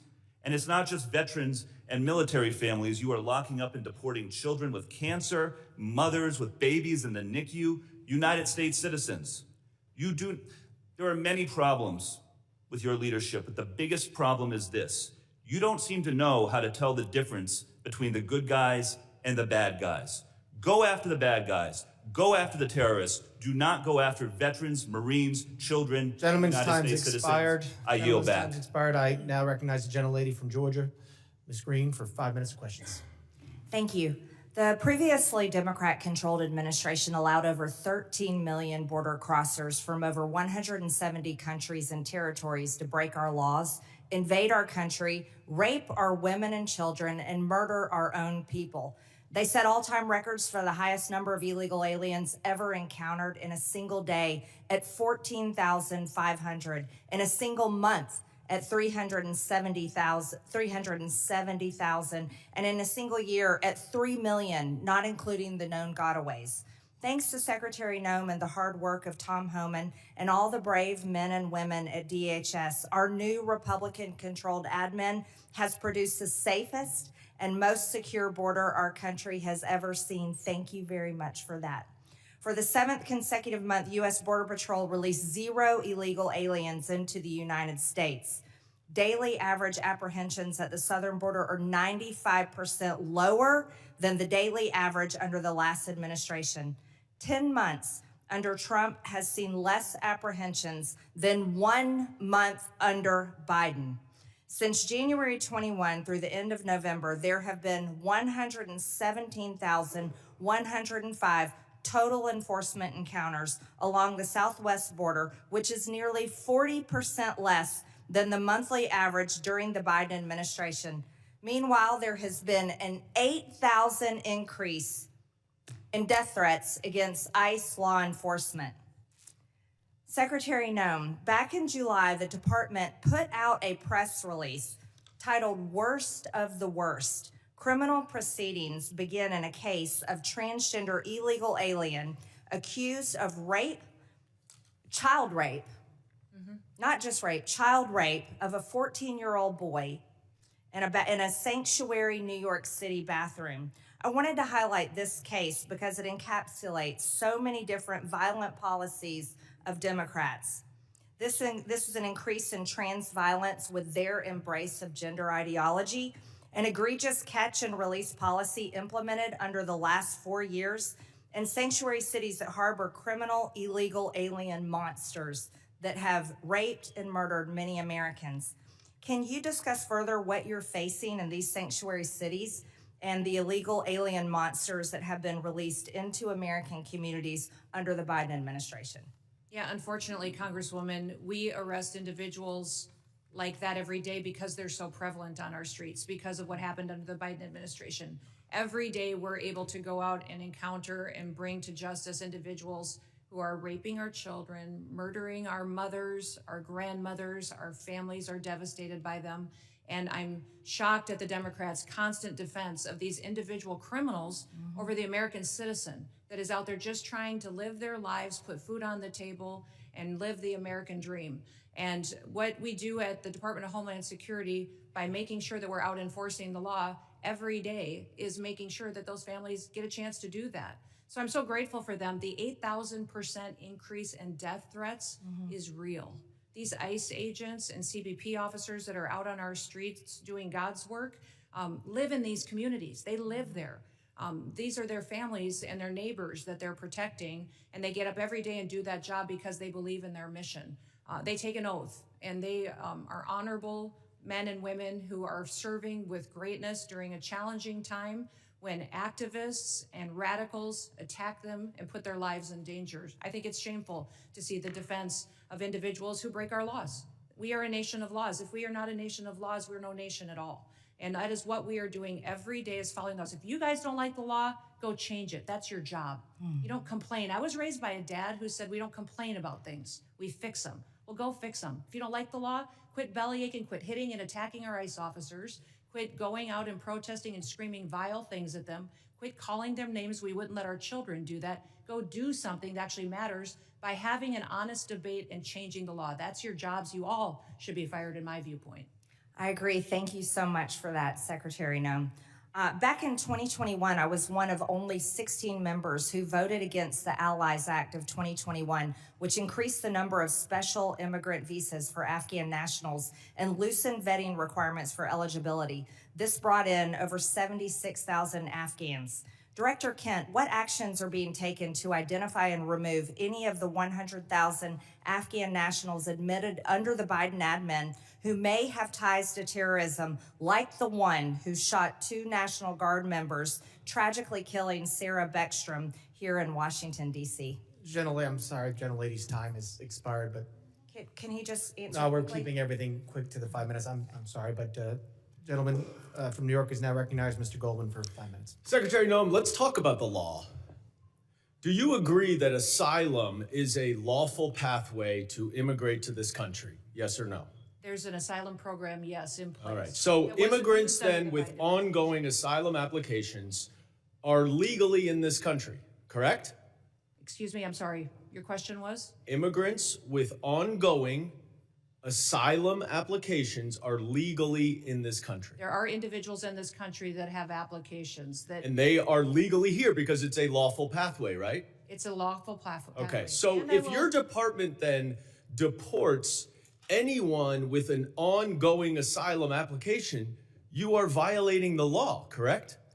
Joe Biden left us with. I'm not asking about Joe Biden. I'm asking you a 1.5 specific million question. cases If your backlogged department asylum. deports anyone with an program- ongoing asylum application, you program are was violating the greatly law. Is that violated. correct? It was greatly violated when they allowed. I'm asking 1.5 million you. People to come I'm in and asking you. granted asylum applications. Why are you filibustering? Why by can't you ignoring answer the laws. question? It's a Because, simple Joe, question. Your president. If your department and your secretary deports did not follow anyone the law, with an ongoing applications asylum application, you are violating the law. Isn't that correct? The asylum program was Okay. broken under the Mr. last. Chairman, I will reclaim my time. She's not answering the question.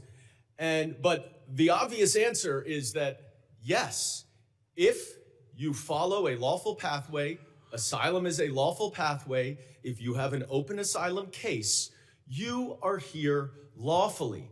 But the problem that we are seeing around the country is that you are not following the law. Don't tell us to change the law. If you don't like the asylum system, you change the asylum law. Bring it to us. We'll work with you. I think it needs to be changed. But you can't just decide that you're not going to follow the law, and asylum is a law, and deport people who have ongoing applications. Unfortunately, that is exactly what's happening. It's happening across the street from my office right in New York City. Numerous, thousands of people who have come to court appearances, have left them with open asylum applications, have been arrested. And then they've been shipped off and many deported. In September, one applicant was ripped away from his wife and small children after such a court appearance. And then this happened to his wife. Please play the video. No, it's not. It's not this one. All right, it's not this video. Here it is.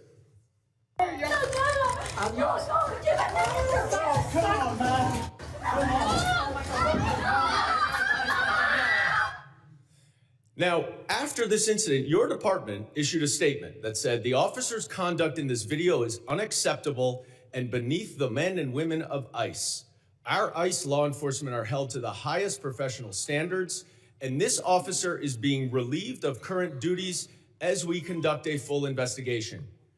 3 days later, you reinstated that officer and you put him back on duty. I sent you a letter and asked you what investigation was done and why was he reinstated. You did not answer that letter.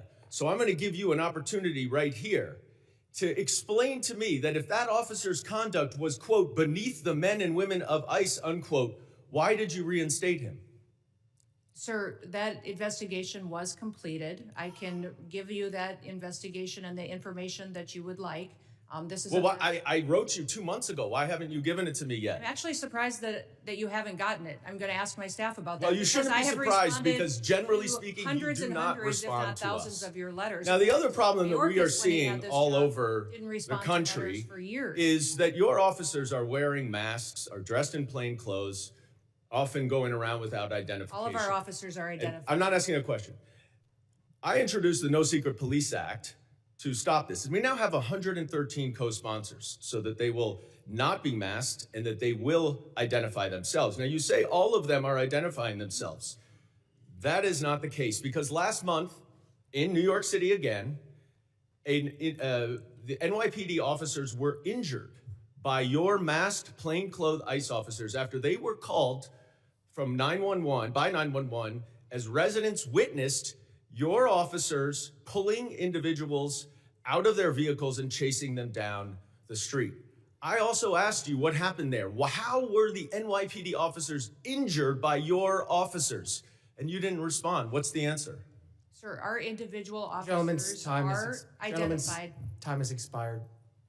I yield back. I recognize gentleman from Texas, Mr. Gonzalez, 5 minutes. Thank you, Chairman. Thank you, Secretary Noem. Thank you, Director Kent and Director Glasheen, for your patriotism, your service to our country. Thank you to the families for allowing everyone to serve. We're grateful for that. Democrats like to show clip after clip. I represent a district that's half of the southern border. Our lives were turned upside down under Joe Biden, and now we have our lives back due to President Trump and due to the policies that y'all are executing. So thank you. I have one question, but I'm going to try to, if there's time. I think it'd be important for the American people to get an update on the role Coast Guard played in the Venezuela oil tanker seizure. But first, I'd like to once again, thank you for being here. And so I'd like to first thank you, CISA. Thank you for keeping our nation's critical infrastructure safe. You are our nation's cyber first responders. Thank you to the Coast Guard. During our Texas floods, you showed up, Coast Guard showed up, you saved lives. Thank you to the Coast Guard for all the work that they've done in Jayad South. They've been the tip of the spear in the Southcom AOR for a long time. Their work often goes unnoticed. Thank you, HSI, for leading these anti-gang task force. They work. They're going out there. You're apprehending murderers. You're apprehending sexual offenders. You're doing it in a local, state, federal way. They're working. Thank you for that. Thank you, ICE. Thank you for keeping us safe by deporting all these people. I really appreciate the innovative idea of DHS owning its own airplanes. It's ridiculous that we had to essentially contract out in order to have these repatriation flights. That is a game changer. Thank you for that. Thank you, ERO, for adding bed space. This is exactly how we continue to deport the millions of convicted criminal aliens that are in this country. Thank you, NCTC, for keeping us safe. You're exactly right. We thank you for vetting, for going out and finally doing the role of vetting these people. You and I served overseas. Many of us did. And we know oftentimes it was more dangerous at the chow hall than outside the wire, right? So thank you for that vetting. Thank you, Border Patrol, for ending catch and release. Thank you, TSA, for keeping us safe during all our travel, and then also looking into any future vulnerabilities. Thank you, Secret Service. Thank you for not only keeping our leaders safe, but a lot of people don't realize Secret Service is key to school safety. I think that's just so important that brings us all together. I wanted to say I want to use the bulk of my time to just thank you, because we don't do that enough here. It's always finger pointing. It's always somebody else's fault. Please go back to your agencies and thank the men and women that are serving every day and helping to keep this country safe. With that, I'd like to give you a little time to talk about the Venezuelan situation and what the Coast Guard is doing.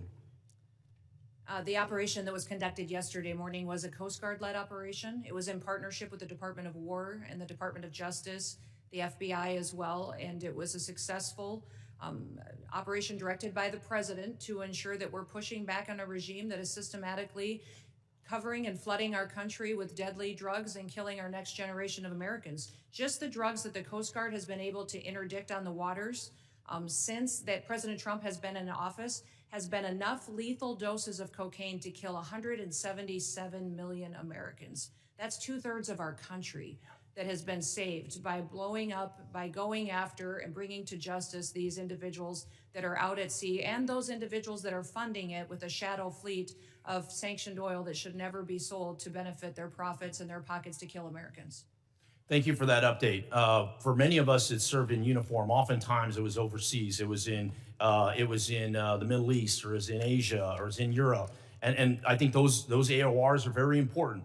But for too long, president after president after president, our backyard has been left wide open, and we're completely shocked why all these terrorists are in our country and all these people are unvetted. All this chaos is happening when in our own backyard was unsafe. So thank you again for one. I know you traveled, you met with heads of state, El Salvador, Mexico, a couple that come to mind. But I just want to thank you and for making our backyard a priority and ultimately to keep Americans safe. Texans are more safe today than we were a year ago. And a lot of that is due to President Trump and due to the leadership that I'm seeing right here of executing those policies. Thank you, thank you, thank you. With that, Chairman, I yield back. Gentleman yields back. I now recognize the gentlelady from Illinois, Ms. Ramirez, for 5 minutes of questions. Thank you, Chairman. American citizens have been arrested or detained. We focus on those that are here illegally. Secretary Noem, you lie and you lied to the American people. I will be including into the record an article by ProPublica from October 16, 2025, entitled, "We found that more than 170 U.S. citizens have been held by immigration agents. They've been kicked." There's nothing smiling about U.S. citizens. I'm sorry, that's very inappropriate. Let me continue. They've been kicked, dragged, and detained for days. The next one. The Trump administration has specifically targeted the worst of the worst. The individuals that we are going after are those that are violent criminals, those that are breaking our laws. Secretary Noem, again, you lied to the American people. I will be including into the record an article by the NBC News from December 7, 2025, entitled, "ICE has arrested nearly 75,000 people with no criminal records, data shows."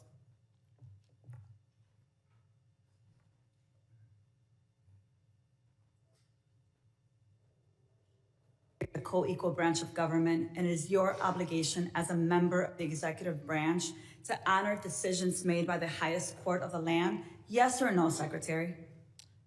We are abiding by all federal judges' orders. Absolutely. The Justice Department said that when the administration was ordered back in March to stop sending detained migrants to a mega prison in El Salvador, you personally made the final call to continue the flights anyway. Is that correct? And the decisions that are made on deportations, where flights go and when they go, are my decision at the Department of Homeland Security. And we'll continue to do the right thing, continue to work and protect Americans, no matter what radical judge comes out and tries to stop us. We'll do.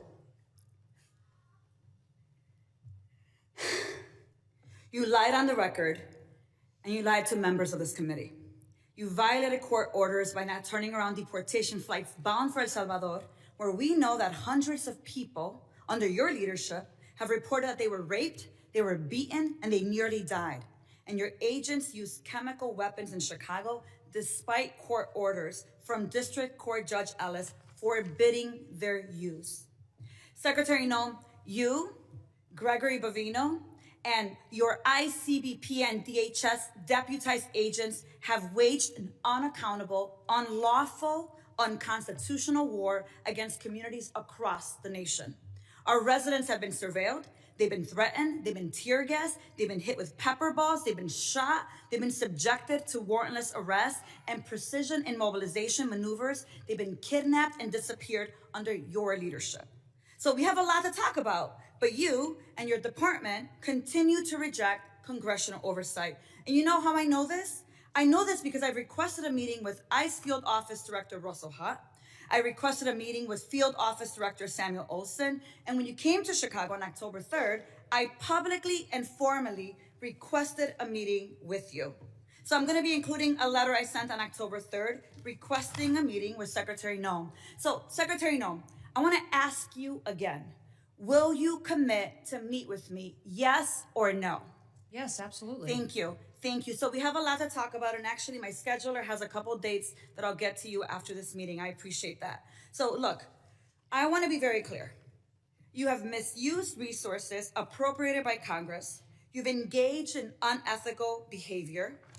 You have repeatedly made false and misleading statements to Congress and to the press, and you've undermined the separation of powers and disregarded the role of Congress and the courts. Bottom line, you lie with impunity. You reject checks and balances, and you ignore Congress and the courts. Your options are limited. Either you're going to resign, Trump's going to fire you, or you will be impeached. I've already called for your resignation. You may remember I hand-delivered my request to you back in May, and I urge you to reconsider resignation because I've taken the first step towards your impeachment, and I've called on the Judiciary Committee to open an investigation into your lawlessness. Mr. Chairman, I know that at the end we'll be entering a number of articles into consent, but since I have a few moments, I ask unanimous consent to enter into the record a letter calling the Judiciary Committee to investigate Secretary Noem's impeachable offenses. Whatever you choose, the American people will have justice, Secretary, and you will be held accountable. I'm going to make sure of that every single day. With that, Mr. Chair, I yield back. Gentlelady yields back. I now recognize the gentleman from Texas, Mr. Luttrell, for 5 minutes of questions. Thank you, Mr. Chairman, Madam Secretary. It's good to see you, and thank you again for coming to Texas after the Kerrville floods. Your team was amazing. Their interaction with the leadership in our state, up and down the chain of command, was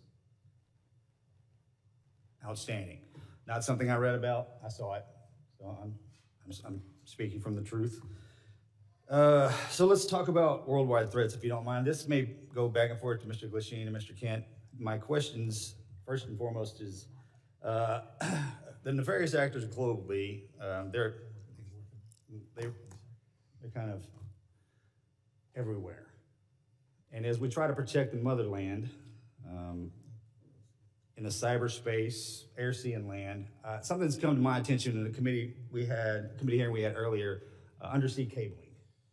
And I don't know if you're a subject matter expert on this. I really wasn't until this hearing. But a large amount of our information flows under the water, something that most people aren't aware of, but I can assure you that the bad actors globally probably are. Now, it's multi-jurisdictional from what I understand. It's the Department of Justice, it's Department of War, and then it's Department of Homeland Security. And they kind of juggle the effort. Can you give me some insight on the protection mechanism that Homeland Security has for our undersea cabling? And I consider this a very viable threat, specifically for information flow, considering everything that goes back and forth across the water. Can you give me a kind of a high-level briefing considering the atmosphere of what we're looking at? Yes, I can, and I'll try to leave some time for the other individuals too, but the Department of Homeland Security has 23 different components. Several of them have some responsibility for surveillance and monitoring of those cables and the information that flows through them. So CISA is our cybersecurity agency, which looks for bad actors, hunts down those bad actors, and then hardens our systems. So where we see a weakness or a vulnerability, they help us do that with the interactions we have with private companies, their communications, or other countries. But then we also have our Coast Guard out on the waters each and every day, which help us with surveillance activities to see if there's nefarious actors that would be out there jeopardizing those systems. We have INA, which is our intelligence and analysis. They are the ones that are helping us with our covert operations. They're the ones who are coordinating with our intelligence agencies on what we see as hacking attempts or enemies that would try to endanger those cables or cut them, damage them so that they couldn't be utilized to keep our critical infrastructure going. FEMA is the agency that's responsible for, on our worst day, if we needed something or someone to run the government, if there was an attack in this country, FEMA is the agency that would do that and maintains the resources to making sure that we have an operating government in an emergency disaster situation. I know there's redundancy on the cabling system, and there's from what I understand, there's over 1 million miles of cable underwater. I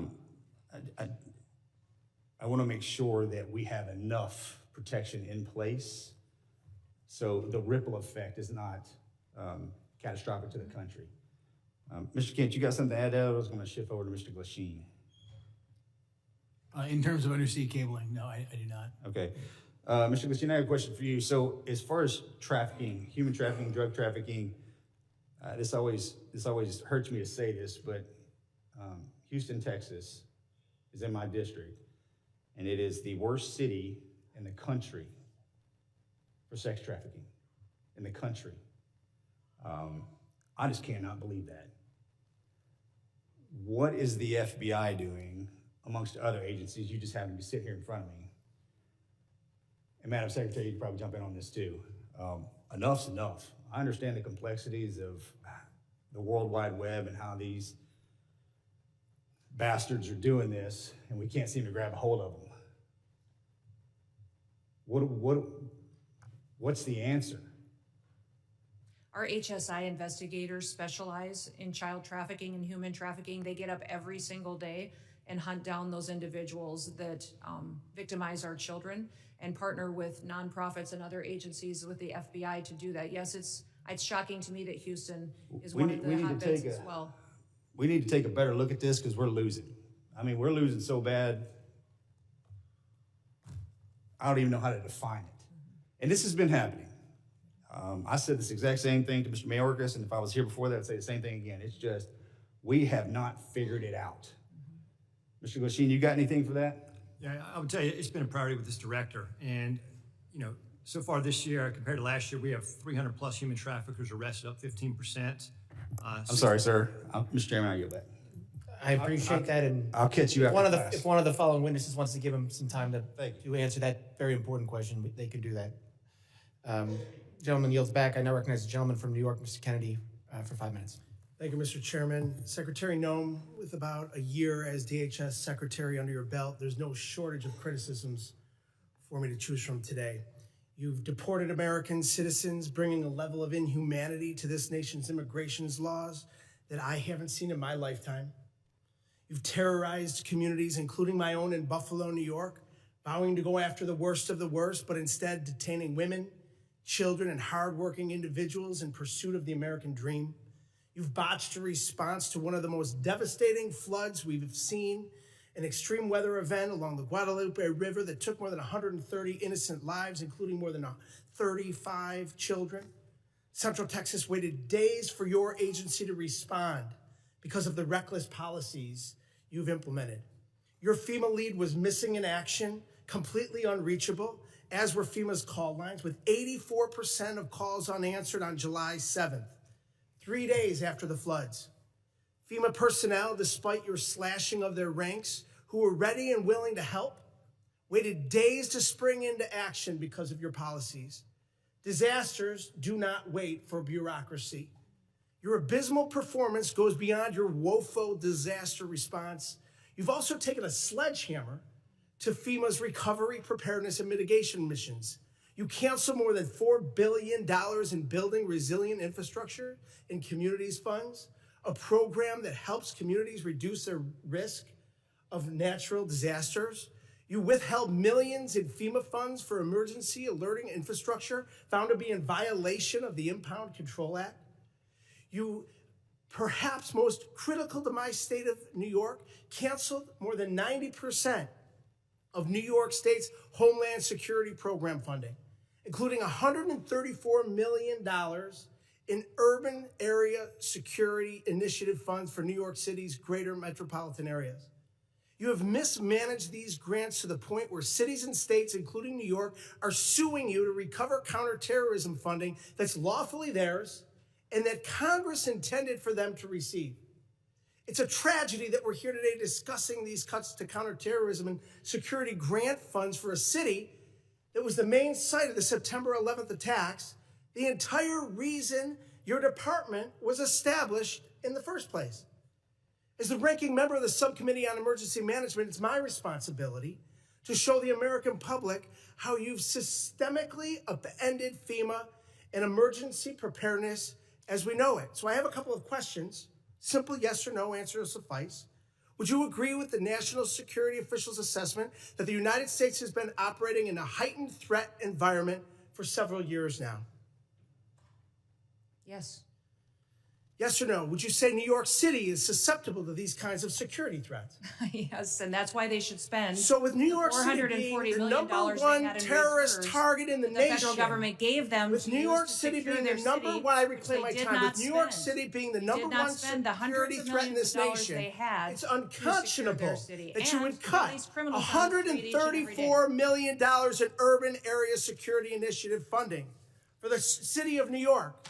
What compels you to knowingly make our cities less safe with these funding cuts? What compels you, your mayor, and your governor to release thousands of criminals on the streets rather than to turn them over to ICE? You'd rather release Secretary Noem, a murderer out onto your street, you cut $134 million and honor our detainers. in funds to support the security of New York City and the state of New York, the number one threat in this nation. In your own words, your cuts are blatantly political, callous, and outright dangerous. It's clear you have no interest in countering real threats in the homeland.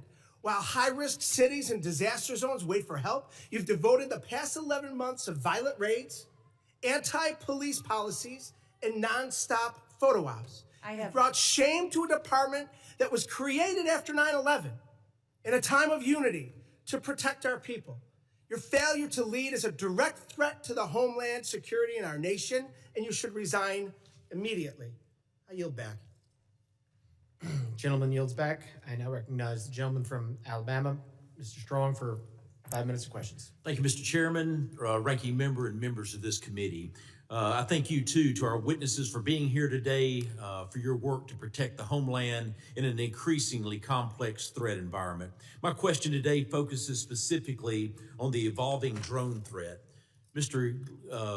Glasheen, the FBI's National Counter-UAS Training Center at Redstone Arsenal, is now the central hub for preparing federal, state, and local partners for drone threats at major events. What makes Redstone Arsenal such an effective location for this mission, and how does that setting support the scale of training required for World Cup, America 250, and the 2028 Olympics? Thank you for your question, Congressman. What makes Redstone a great partner for us is, one, the support that we have from Congress. Number two, the space we have there. The FBI has been in Huntsville for a long time. Huntsville also houses our Special Agent Bomb Technician Program, where we train bomb technicians, EOD professionals across the United States, and we model the Counter-UAS school off of that. So that proof of concept has been in place, and we're mirroring that process to train the Counter-UAS operators. Thank you. I was there for the inaugural graduation. I'm telling you, it was most impressive. I can assure you there's no other location in the country that offers the same mix of controlled airspace, testing ranges, partnered agencies, and mission infrastructure that the FBI has at Redstone Arsenal.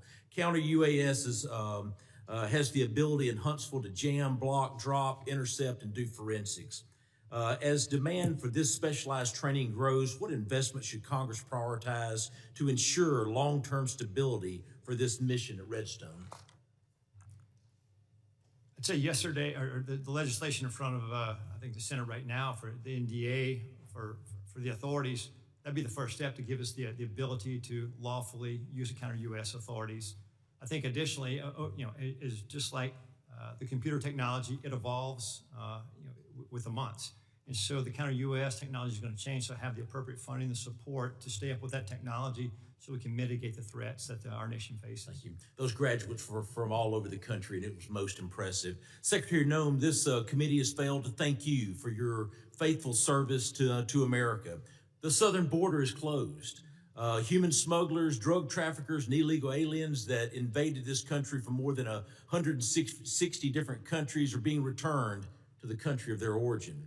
Fentanyl poisonings are down more than 35%. Secretary Noem, thank you for your efforts to keep these drugs out of our country in an effort to save a generation of Americans. It's not a Republican issue. It's not a Democratic issue. It's an American issue. And I thank you. Secretary Noem, many of the most advanced counter unmanned aerial systems technologies are being tested and evaluated in North Alabama. How is DHS ensuring that those capabilities transition quickly into field use, particularly ahead of these major events, and what more can Congress do to accelerate the pipeline? No, we appreciate the authorities that are necessary for us to operate, and standing up a drone program and counter drone program is one of the top 3 priorities of the department this next year to meet the threats that we face every day. Every day, our Secret Service, our Coast Guard, our Border Patrol are seeing drones used against them. Criminals using them to surveil them, to find out law enforcement operations, and to leak them, and to put their lives in danger. So making sure that we have the ability to operate and to see far into the future and over our operations is important, but we also need the opportunity to take them down when necessary. We've seen the cartels using weaponized drones against each other. We know it's only a matter of time before we see that here on the Homeland. My job is to make sure that we're prepared and that we're equipped, and to advocate to you for the authorities that we need to make that happen. Thank you. With the new counter-UAS authorities expected to be enacted as part of the National Defense Authorization Act, the next challenge is execution. What concrete steps is DHS planning to take in the coming months to ensure that these new authorities are fully operational before the FIFA World Cup, the Olympics, and America 250? And I even want to take it even further. You start looking at college football. We've got to take it even further. Rather than they're all large gathering events. I actually had the Secretary of Security of the Southeastern Conference before Mr. Kennedy and my committee, and it was unbelievable. On any given weekend, 8 to 10 football stadiums with greater than 90,000 people there. We must defend the home front. And I'm sorry that my time has expired, but I thank you for being before this committee today. Gentleman yields. I now recognize the gentlelady from New Jersey, Ms. McIver, for 5 minutes of questions. Thank you, Mr. Chairman and Ranking Member, for holding this hearing today. The greatest threat to the homeland right now is a Department of Homeland Security that the American people no longer trust, a department actively undermined by its own secretary. This is on you, Secretary Noem. Today's hearing is supposed to be about worldwide threats, but Madam Secretary, under your watch, the threat is coming from inside the building. Because when DHS, the department charged with keeping Americans safe, is caught breaking the law, lying to the American public, systematically dismantling oversight, fueling bigotry, and targeting vulnerable communities, trust is broken. Let's start with the basics. How can we trust your department with you at the helm? The American people deserve an answer, even if you've spent the past year dodging accountability like it's your full-time job. We need to talk about oversight. Oversight is not optional. It is not a courtesy because you feel like it. It is not something you entertain only when it's politically convenient to you. Yet, time and time again, Secretary Noem, you have treated congressional oversight as an inconvenience at best, and at worst, something to be invaded, ignored, or denied altogether. Republicans on this committee may be willing to hand over their constitutional duty in order to kiss this administration's butt cheeks, but I am not. I will never. My district is not, and the American people sure aren't. While Republicans turned this hearing into a praise fest for your failed tenure, communities across America, including mine in New Jersey, are made less safe because DHS under your leadership has become unproductive and malicious. All of the thank you that we keep hearing from across the aisle, there's no thank you from me. And we see the truth that you're trying to hide. The truth is you are deeply unqualified for the post you hold. This is on full display in the way you treat the people in this body, myself included, who have been elected to serve our communities and keep them safe. Representative Grajava, Senator Padilla, myself and others whose character, integrity, and bodies were attacked by your department without evidence and without apology. Far beyond being disrespectful, you have shown a complete disregard for the oversight authority granted to us by law.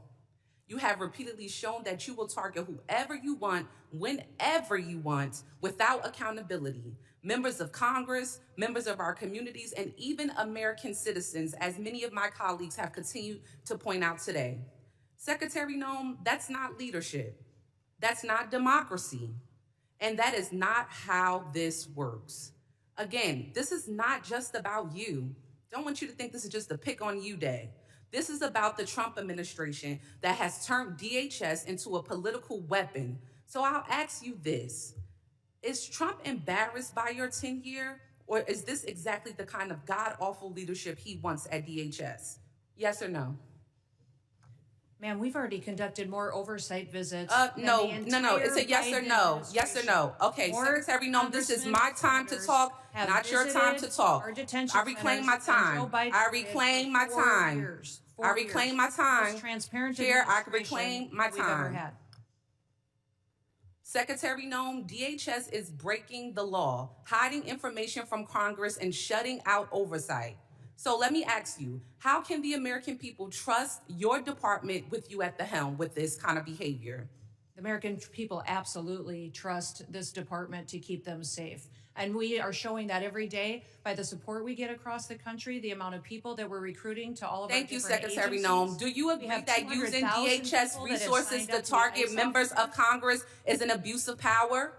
Excuse me, would you say that You again? would have heard me if you stopped talking and listened to my questions. Do you agree that using DHS resources to target members of Congress is an abuse of power? We are not doing that. We are out there enforcing the law, doing our work, and we are allowing oversight. Of course, we're not going to get any answers. With that, Mr. Chairman, I yield back. Gentlelady yields back. I now recognize the gentleman from Oklahoma, Mr. McKean, for 5 minutes of questions. It's no wonder that chaos has become the commonplace when rudeness is so on display. Like it's both sides. We've created a lack of civility in this country, but we're perpetuating in this society what your administration is trying to correct, and that is returning back to the rule of law. What separates us from falling into chaos as a nation where poverty envelops us is when we return to order and a display of respect towards law enforcement, a display of respect to officials. This custom, and you've been a member of Congress, of where we talk over people and we don't give secretaries a chance to respond, the height of self-importance that too many people try to employ in this building, not remembering we're all here as public servants to serve the people. We lift our hearts up far beyond our fellow countrymen. I'll tell you who says thank you. It's those whose families that were the victim of assaults and rapes and murders under the auto pen period the last 4 years. They say thank you. Those who see the madness of lawlessness, a lack of respect to law enforcement, the heightened element of law enforcement sitting in their vehicles and being targeted, say thank you. Those families of law enforcement whose addresses are being put out in public so they can intimidate not only the law enforcement officials, but their families to try to put them into a place of fear, say thank you for common sense returning back into this country. If we do not have a respect of authority, a respect of law enforcement, thank you for allowing arrests to happen when someone spits at law enforcement. Thank you. FEMA, you were assaulted a minute ago verbally over what you're doing with FEMA. I will tell you, as somebody that comes from a state that has more tornadoes, Oklahoma, than probably any other state, thank you for looking at how we can save money through efficiencies. Our state would love the opportunity of what this administration is talking about, of returning power and decision-making back to states. As I've said to you before, of a person who sat on a bulldozer watching the madness of trying to comply with EPA regs that have built their way into FEMA and people's homes destroyed, and as a state lawmaker pushing timber around on a dozer trying to comply and get taking the time off from time of exercise as a lawmaker trying to help people. And I saw the craziness of federal regulations. Thank you for looking and not taking your foot off the gas of trying to put more money back into national security from the waste that has happened through endless regs. All right, now I'm going to get to a question, Secretary. Could I say something about FEMA? Absolutely, you can. Thank you. The only grants that weren't funded, the individual ones that you were talking about, mitigation ahead, were ones that were weaponized to fund the Green New Deal and for climate change. And those were redirected to true mitigation efforts. FEMA today is deploying resources 2 times faster on average than in history, which means the dollars are going out twice as fast than they ever have before. And the president, as soon as these disasters are happening, is deploying those resources to Republican and Democrat states. New Mexico, Texas, Alaska, they're all getting dollars immediately, and we're responding immediately to our people. I have to actually leave this hearing early because the FEMA Review Council is giving their report today on suggestions for changes to FEMA. Thank you for not taking your foot off the gas on that. I have to co-chair it, but I will be leaving soon to have to go do that. But those suggestions are Republicans and Democrats coming forward with how FEMA should go forward in the future based on the president's vision for making sure that states get the chance to manage it and that local emergency managers get the chance to go and help their communities in a much more efficient way. Take those monies and let's move them to true national security through waste and inefficiencies. Where we've deployed money for snow movement. We have deployed money previously to move snow that melts. Okay, I want to just throw this open to you and Director Kent, whoever wants to take this. We have to find a balance between making sure the First Amendment is preserved at all costs, but also protecting law enforcement. The social media heightened of a hearing that the chairman held last week, great hearing. How do we preserve, what ideas can we continue with to where the online enticement threats causing people to want to embolden themselves to then go act upon those threats that we see in social media. They say the magic words. They know it's not going to get them because they don't do a direct threat, but it's an indirect threat. It's always trying to accomplish the same purpose. How do we preserve the First Amendment? This is a lawmaking exercise, and why we hold these hearings, not for show. How do we come up with a way to preserve the First Amendment and stop the insanity of these indirect threats that are going after your law enforcement officials? I apologize. Gentleman's time has expired. I know the secretary has to leave, and I would now recognize the gentlelady from Texas, Ms. Johnson, for 5 minutes of questions. I'm just going to take the position that she was scared of my questions. Mr. Chairman, if we could stop the clock and Oh yes, wait no, till after all absolutely. this. Clerk will suspend. If we could reset the time, Yes. that would be helpful. We'll reset the clock.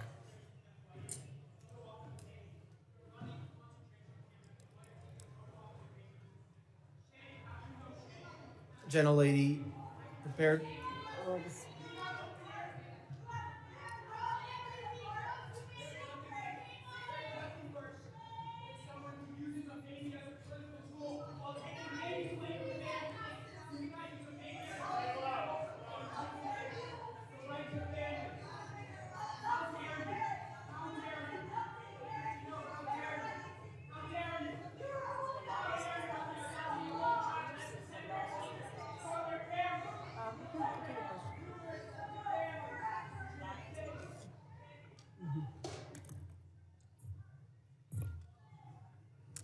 Okay. Thank you. Gentlelady's recognized. Yeah, thank you, Mr. Chairman. You know, I just want to respond to a lot of what Secretary Noem has just testified to. And gentlemen, I have some comments that I hope you'll take back to the Secretary and to the Department. If there's anything that is clear about what is going on in this country, is that the rhetoric and fear that is happening is at an all-time escalated high. And we're all describing different aspects of it. Fear of law enforcement, fear of citizens, fear of people who are legally in this country. Because it's the rhetoric that is happening from the very top, that is being decimated down level, and that is really, really dangerous. And one of the things that the Secretary said was she is restoring the rule of law. That is absolutely not true. Because the rule of law is founded on two fundamental principles. That if you are going to be subject to a criminal arrest in this country, that there is probable cause to do so. You can't just snatch somebody walking into a coffee shop because of the color of their skin. There's no probable cause for that. And also that you will get due process. And that is not happening.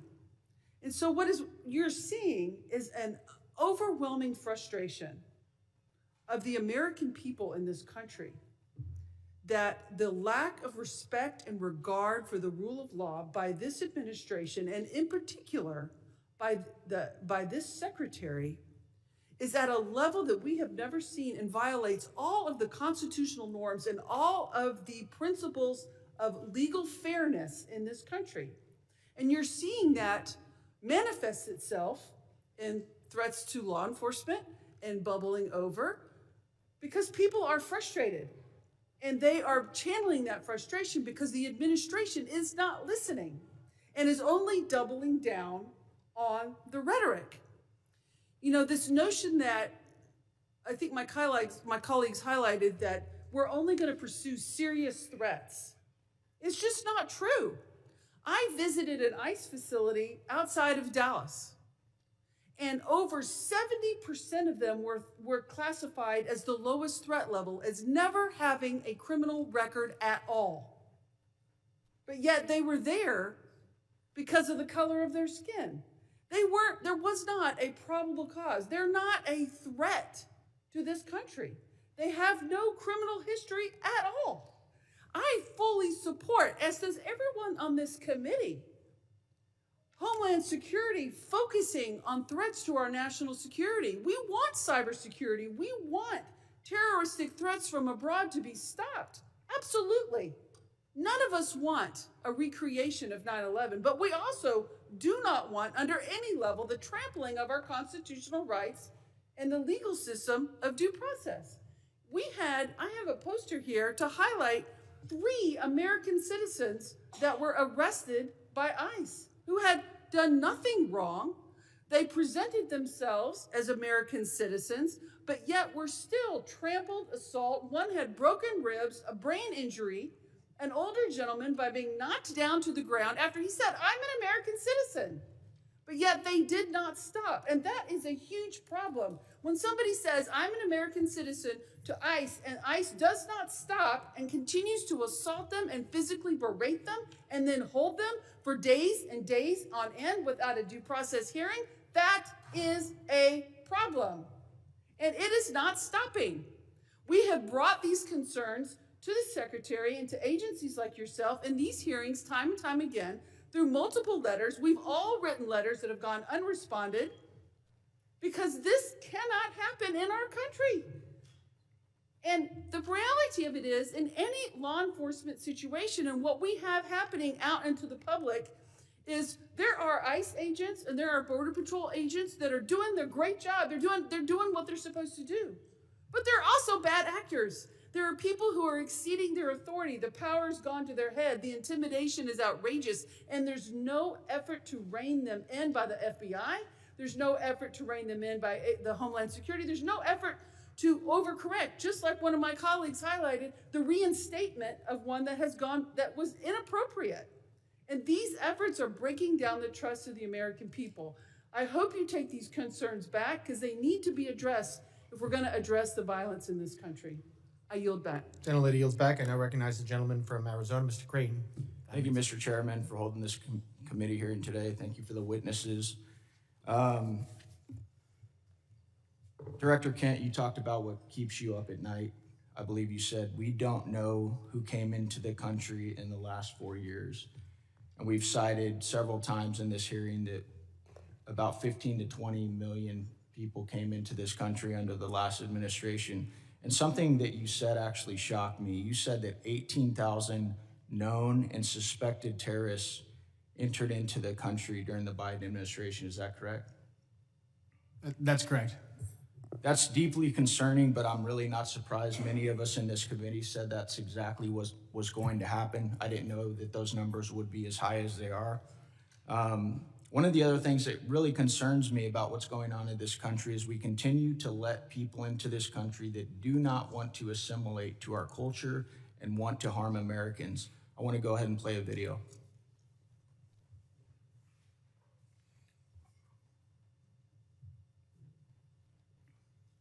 Law should be above the U.S. Constitution. Yes. Yes. Should Sharia law be over the U.S. Constitution? Yes. U.S. Constitution, which is made by people, and the Sharia law is made by Allah. So that is all the way above. That has to be definitely in the land, not for the America, for the whole world would be above. So that should be above the U.S. Constitution. Yes. Do you feel more comfortable living under American law, or do you feel more comfortable living under Sharia law? Sharia law. I'm a Muslim. I prefer Sharia law. Sharia law, yes. You prefer Sharia law over American law? Of course, yeah. They always can come with the same accusations. This speaker supports death penalty for homosexuals. This speaker supports death penalty for this crime or that he is homophobic. These are general views that every Muslim actually has. Every Muslim believes in these things. If the law of the land is Islamic, we will respect the law of the land. What if it's not Islamic? If it's not Islamic, then the law of the land and those who make it can go to hellfire, honestly, because Allah said in the Quran, in chapter 33, verse 1, he said, "O Prophet, fear Allah and do not obey the disbelievers and the hypocrites." You know why they're worried about the border? Watch this clip here that Vinny just sent with Al-Qaeda. I call upon every Muslim in the infidel, criminal, and arrogant United States. Does not matter if they're Arab, American, or other descent. I'm saying to all of them, revenge, revenge. Do not consult anyone by killing infidel Americans. You should have a lot of determination and a list of your targets should be effective. Director Kent, what do you think when you see a video like that?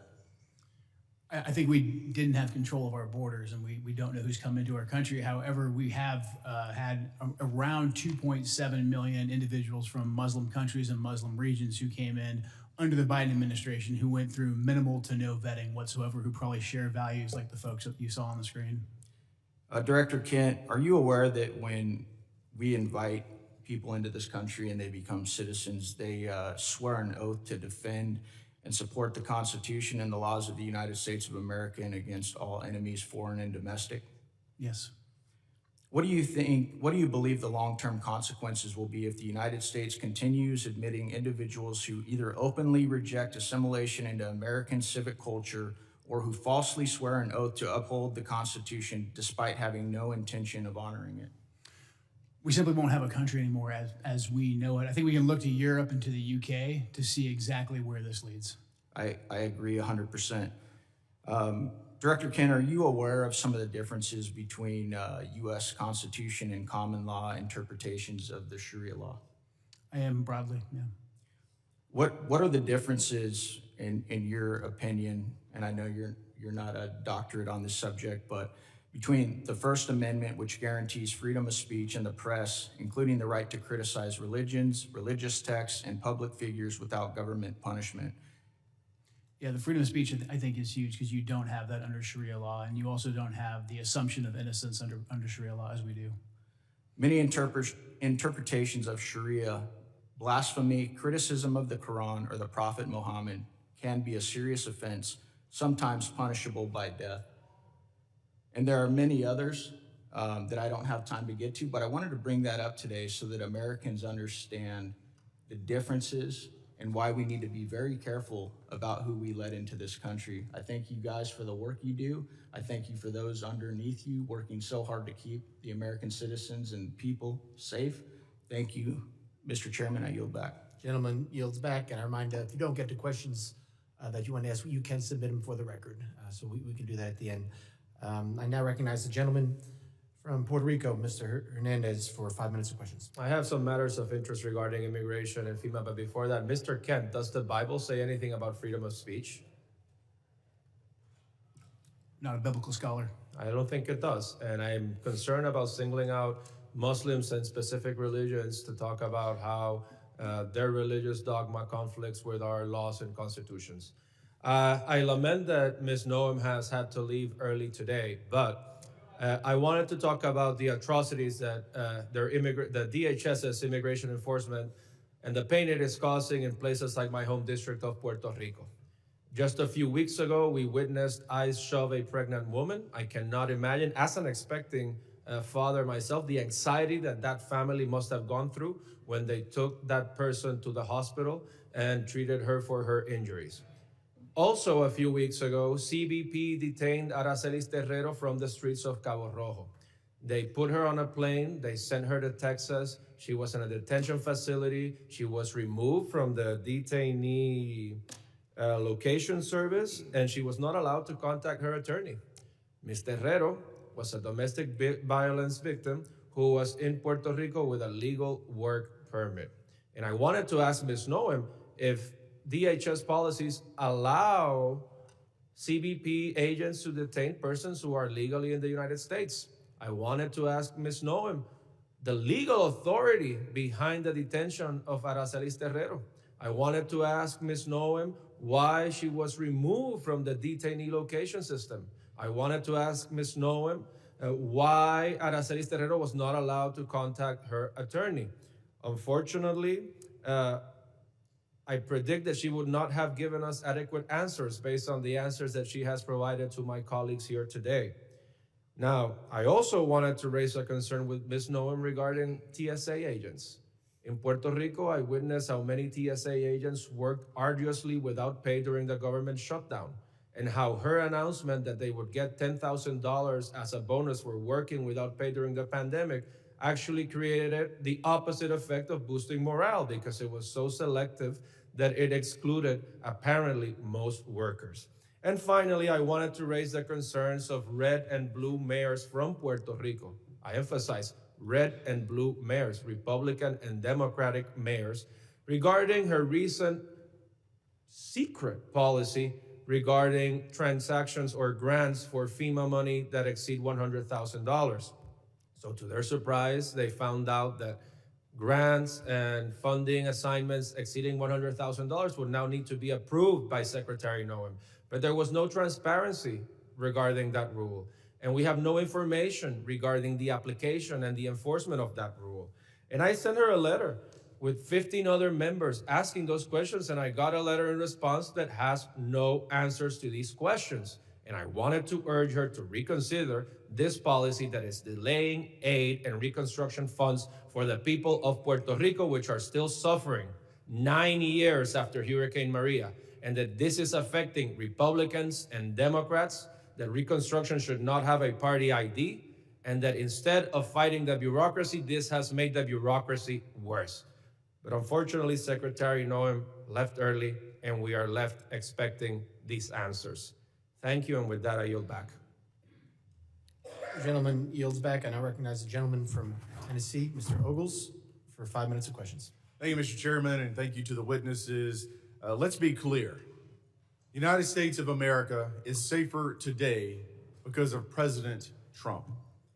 The United States of America is the dominant predator across all landscapes because of President Trump. We have restored our status as the global leader because of President Trump. Hard stop. Now, when we look at the topic of the hearings, the objectives, there were 6 bullet points. I'm going to hit the highlights, examine the full scope of evolving threats facing the United States of America, particularly on readiness at the federal, local, and state level. Highlight the significant, number 2, the significant national security gains achieved by President Donald Trump. 3, review the Trump administration's efforts to reverse the damage caused by the Biden border crisis. 4, analyze the scale and scope of cyber threats, which is my area as the chairman of the cyber subcommittee. 5, discuss the evolving terrorism landscape, including FTOs, HVEs, and DVEs. And 6, evaluate emerging unconventional threats. Unfortunately, my colleagues must not have read the memo, because that's not what they've talked about. They want to talk about ICE and immigration. So let's talk about that. You know, in 1965, we passed the Hart-Celler Act. Since that time, we've seen chain migration on a scale that, quite frankly, I'm not sure even the progressive liberal authors of that bill could have possibly imagined. In that amount of time, we've seen 60 million migrants come into this country, most of which, 90%, from third world countries. There are roughly 300,000 Afghans in America, 200,000 of which came under Biden. Approximately 45% of Afghans are on U.S. food stamps. Afghans under the Biden administration have an unemployment rate double that of Americans. 68% of Afghans are on Medicaid. Let's go overseas. And so if that sounds like political rhetoric, let's look at the facts. Paris, 48% of crimes committed by foreigners, most of which were Muslim. Overall crime has surged since the Islamic migrant influx. That is from the French Interior Ministry. London, 40% of sex crimes are committed by foreigners, most of which are Muslims. That's the Metropolitan Police Department. Rome, 83% of 2024 street robberies by non-EU citizens, almost all of which were Muslim. Sexual assault, 69% Muslim, Italian police reports. Minneapolis, here in the Homeland. Violent crime in Cedar Riverside, a Somali hub, rose 56%, 2010 to 2018. Dearborn, Michigan, crime 105% above the national average. Hamtramck, outside of Detroit, 92% of assaults by Muslim immigrants. Drug arrests, 85% Muslim immigrants. Now let's go to Nashville, Tennessee, where a Somali man, a migrant who came in 2015, raped to death a woman on the steps of a church. I've had enough. I've said it once, and I'll say it again. Deport them all. This is our country. We get to decide who comes in, and we get to decide who has to leave. And I say, deport them all. 90% that have come into this country are from third world countries, most of which are sucking resources from American citizens, burdening our cities. They do not belong here. Mr. Kent, I'm chairman of the Cyber Subcommittee. Let's go into the scope and scale of the cyber threats posed by the CCP. I give you the floor, sir. CCP is probably one of the more aggressive actors in the cyberspace right now. NCTC is mostly focused on the terrorism realm and how terrorist actors are using the proliferation of encrypted devices and just the internet to spread propaganda. That's probably our biggest purview in terms of cyber. Mr. Glasheen? Chairman, I would say that the Chinese government, the CCP, is our greatest cyber threat. It is a full-time job, and the resources they throw at this is unbelievable. It's a major concern. You know, I want to thank the witnesses for being here, and I want to thank President Trump. You know, as I sit in the skiff and I'm reading the briefings from the CIA and the FBI on the daily attacks to our country and to our infrastructure, I appreciate the president, and I appreciate you gentlemen and your service to this country in keeping Americans safe. They have no idea what you do every single day. God bless you, and God bless America. Mr. Chairman, I yield back. Gentleman yields back. I now recognize the gentlelady from New Jersey, Ms. Poe, for 5 minutes of questions. Thank you, Mr. Chairman, and to our ranking member. Yes, indeed, we've spoken a great deal and learned many things here today, some of which are still going unanswered, many questions that all of us still have. And there are a vast number of threats that endanger our homeland, from increasingly sophisticated state-sponsored terrorist networks to evolving technologies. Our law enforcement agencies are engaging criminals on multiple fronts and facing significant demands every single day. Next year, there will be an increasingly heightened threat environment in my district in northern New Jersey as we host the World Cup. Federal counterterrorism grant funding is absolutely critical in keeping our communities safe against the evolving threat environment. This is why I have been so deeply disturbed by the decision of Secretary Noem to freeze, delay, and cut billions of dollars in federal counterterrorism grant funds. In February, her department, DHS, froze billions of dollars in counterterrorism grants that had already been awarded to states and cities. This decision left state and local public safety organizations unable to access critical funding. DHS then ignored legal deadlines for releasing this year's installment of the $1.5 billion for these counterterrorism programs.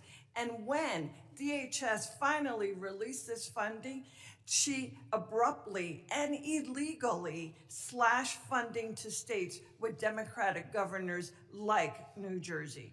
States and localities have sued in federal court for funding owed by the federal government that was appropriated for them by Congress.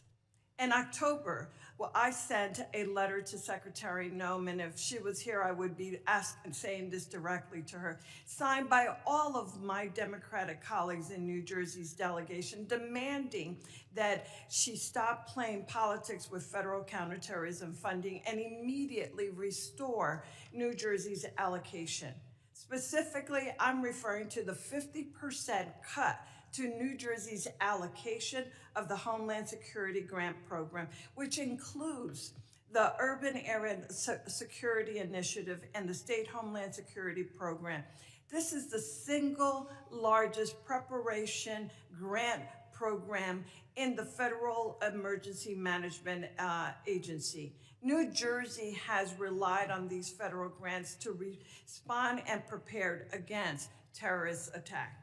When she published the notice of funding opportunities for the Homeland Security Grant Program, she stated that her intent to allocate this funding was going to be based on statutory risk assessment and an analysis of relative risk to terrorism faced by the 100 most populous areas in the country.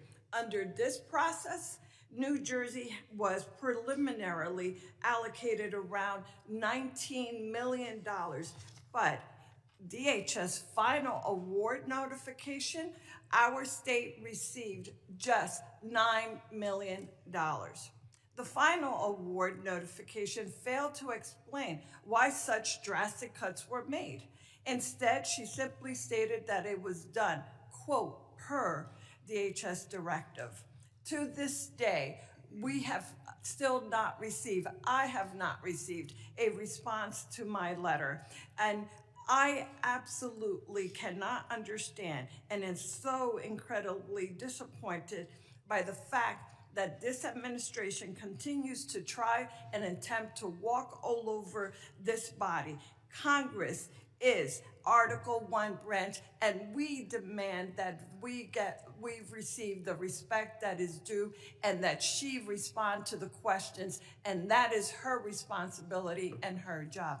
Mr. Chairman, I yield back. Thank you. Gentlelady yields back. I now recognize the gentlelady from South Carolina, Ms. Biggs, for 5 minutes of questions. Thank you, Mr. Chairman, and thank you to the witnesses for being here today. I know you have a really difficult job. I want to take a moment just to highlight the fantastic work of the Homeland Security Advisory Council. I think when I say this, I speak on behalf of our entire South Carolina delegation when I say that I'm pleased to see South Carolina's own governor, Henry McMaster, appointed to chair the HSAC. Since its inception in 2002, the Council's mission has been to offer the department real-time advice across the whole spectrum of security issues, and I think this is especially critical for a state like mine in South Carolina, where we face everything from severe weather events such as Hurricane Helene to major port security and cyber security concerns. But I'll move on, and I would like to direct this statement to Director Kent.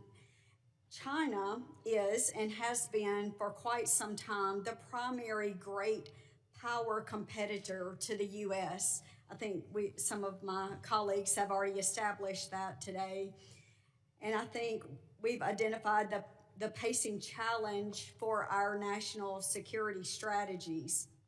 Chinese companies have made land acquisitions near sensitive military sites in the U.S., and Chinese researchers have engaged in espionage and intellectual property theft. Chinese national encounters at our northern and southern borders surged in fiscal year 24, and China remains the primary supplier of precursor chemicals contributing to American overdose deaths. So my question, Director, is to what extent do you see a nexus between China's destabilizing activities and the terror threat landscape in the United States? Thank you for that question. That's a very important topic, especially in terms of fentanyl and the precursors the Chinese Communist Party provides.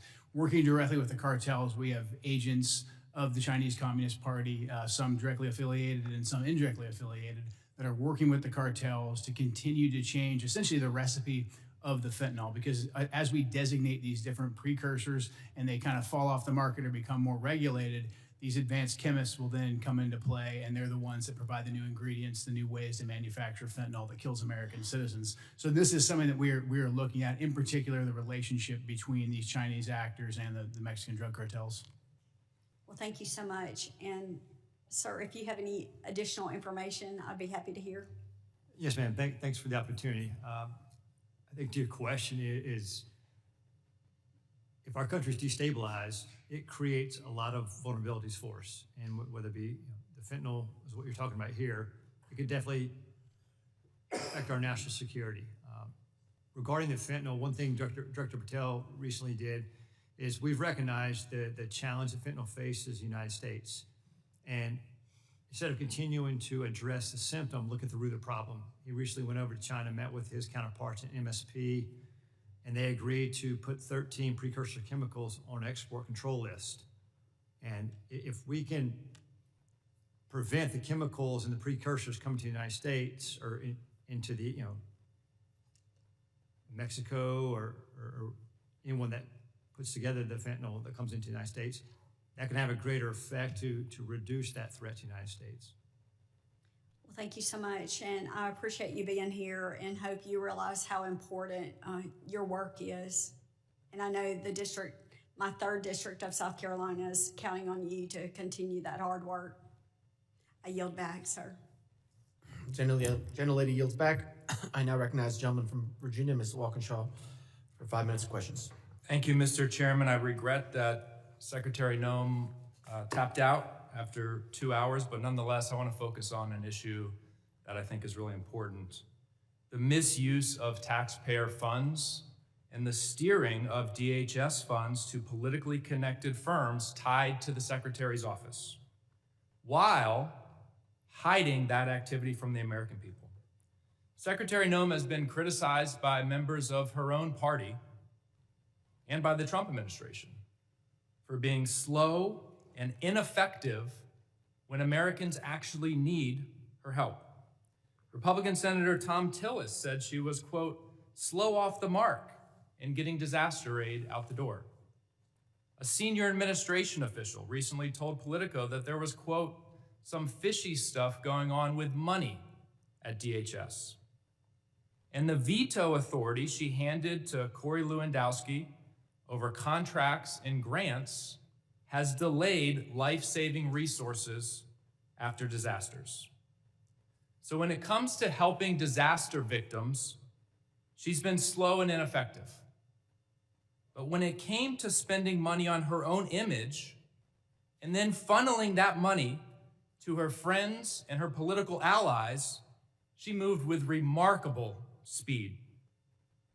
According to reporting by ProPublica, DHS obligated $220 million for an advertising campaign featuring her in staged, phony border imagery and featuring pictures of President Trump's private properties. That money, that taxpayer money, was routed through a newly created and secretive Delaware shell company.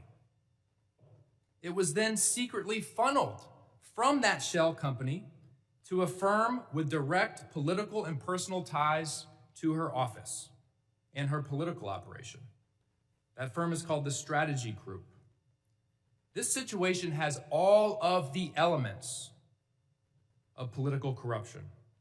First, she invoked emergency authority to bypass competitive bidding. Second, she concealed the true destination of the money by routing it through a shell company, a red flag in any corruption investigation. Third, the firm that actually did the work that filmed her attempting to herd cattle has documented political and personal ties to the secretary and her senior leadership. Fourth, her directive requiring personal approval of all contracts over $100,000 concentrated power in the hands of the very people tied to the firm that secretly received the work, her and Mr. Lewandowski. At the exact time this contract was executed, DHS was diverting investigators and resources away from child exploitation, away from child trafficking, away from illegal gun smuggling, yet somehow she found nearly $250 million to promote herself, and the money flowed to her political allies.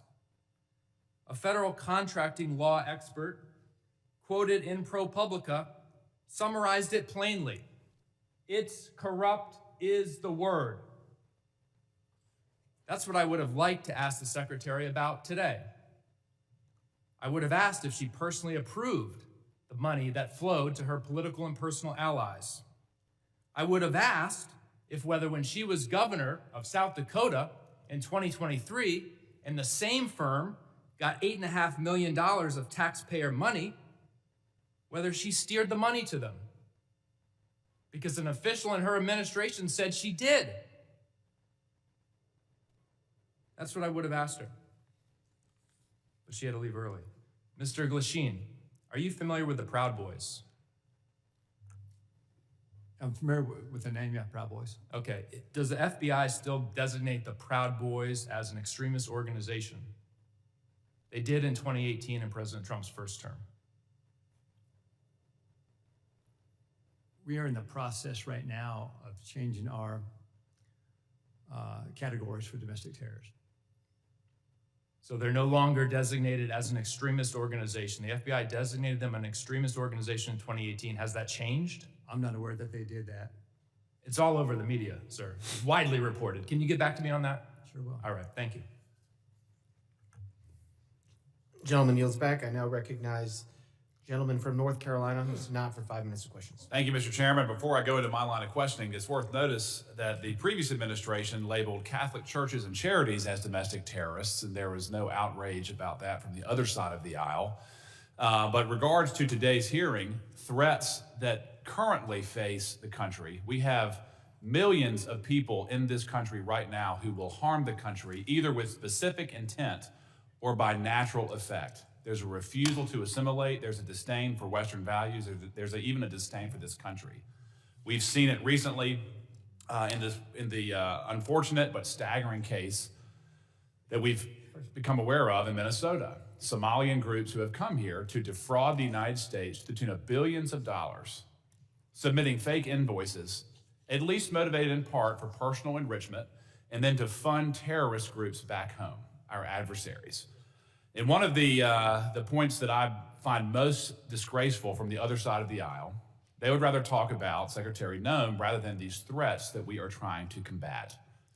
And they also say that this is strictly a race issue. That's a disgusting accusation. From my experience in law enforcement, there were people from all over the world who exploited the open border policies or weak legal immigration policies to come here, whether they were from Eastern Europe, China, Russia, the Middle East, Northern Africa, Pacific Islands, and of course, South America. It's a full world problem that is operating inside of our borders. So, Mr. Kemp, let me just start with you. How can we programmatically identify, again, these threats that arrive at the point of millions of people who are here specifically harming the country? So right now we're in the triage phase. We've already identified 18,000 individuals who have ties to known suspected terrorists and terrorist organizations. So we're starting with them, working with DHS and the FBI to locate and deport them. But as you pointed out, it is a much bigger problem. We've had 2 to 2.7 million folks from Muslim countries, Muslim regions that have come into the country under Biden with minimum to no vetting. Well, I asked you the question, how do you vet someone that doesn't come from a functioning country? Exactly. You simply can't. That's why prior to the Biden administration, these individuals, even ones who wanted to claim asylum, they had to go to the first safe third country. And it would take 18 months to 2 years to properly vet them. Biden threw all of that out the window. We were assured by Secretary Noem's predecessor that every Afghani refugee who came in under the asylum program was thoroughly vetted. Was that true? That was a lie. Any of those individuals who were vetted, such as the terrorists in D.C., they were vetted under a war zone standard to see if they could serve as a soldier or as a guard or a cook or something like that, to see if they posed a threat to us tactically in Afghanistan or Iraq, but not to be our neighbors. Two completely different systems of vetting. The Biden administration used the tactical vetting as a ruse to get millions of people into the And then once they were here, we have eyewitness testimony that they were deployed to military bases and then picked up by people who were already in the country, never to be seen again. Is that consistent with what you've seen in your current position?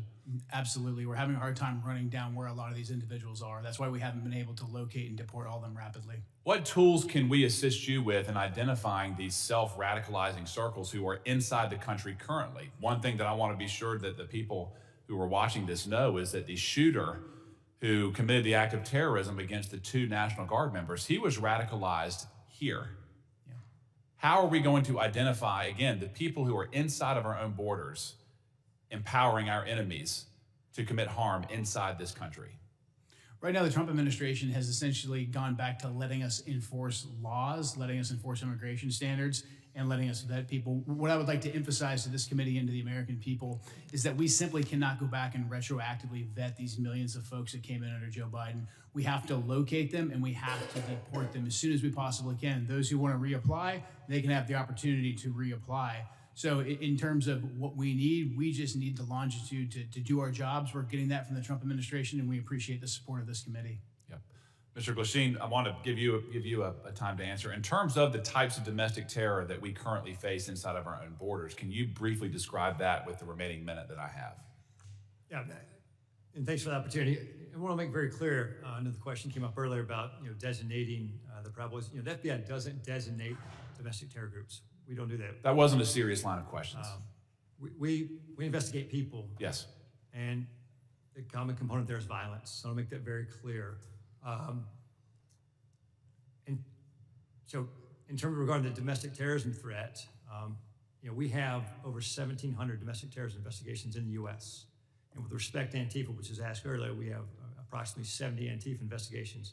Our arrests with Antifa-related subjects are up 171% this year. Gentleman's time has expired. Thank you.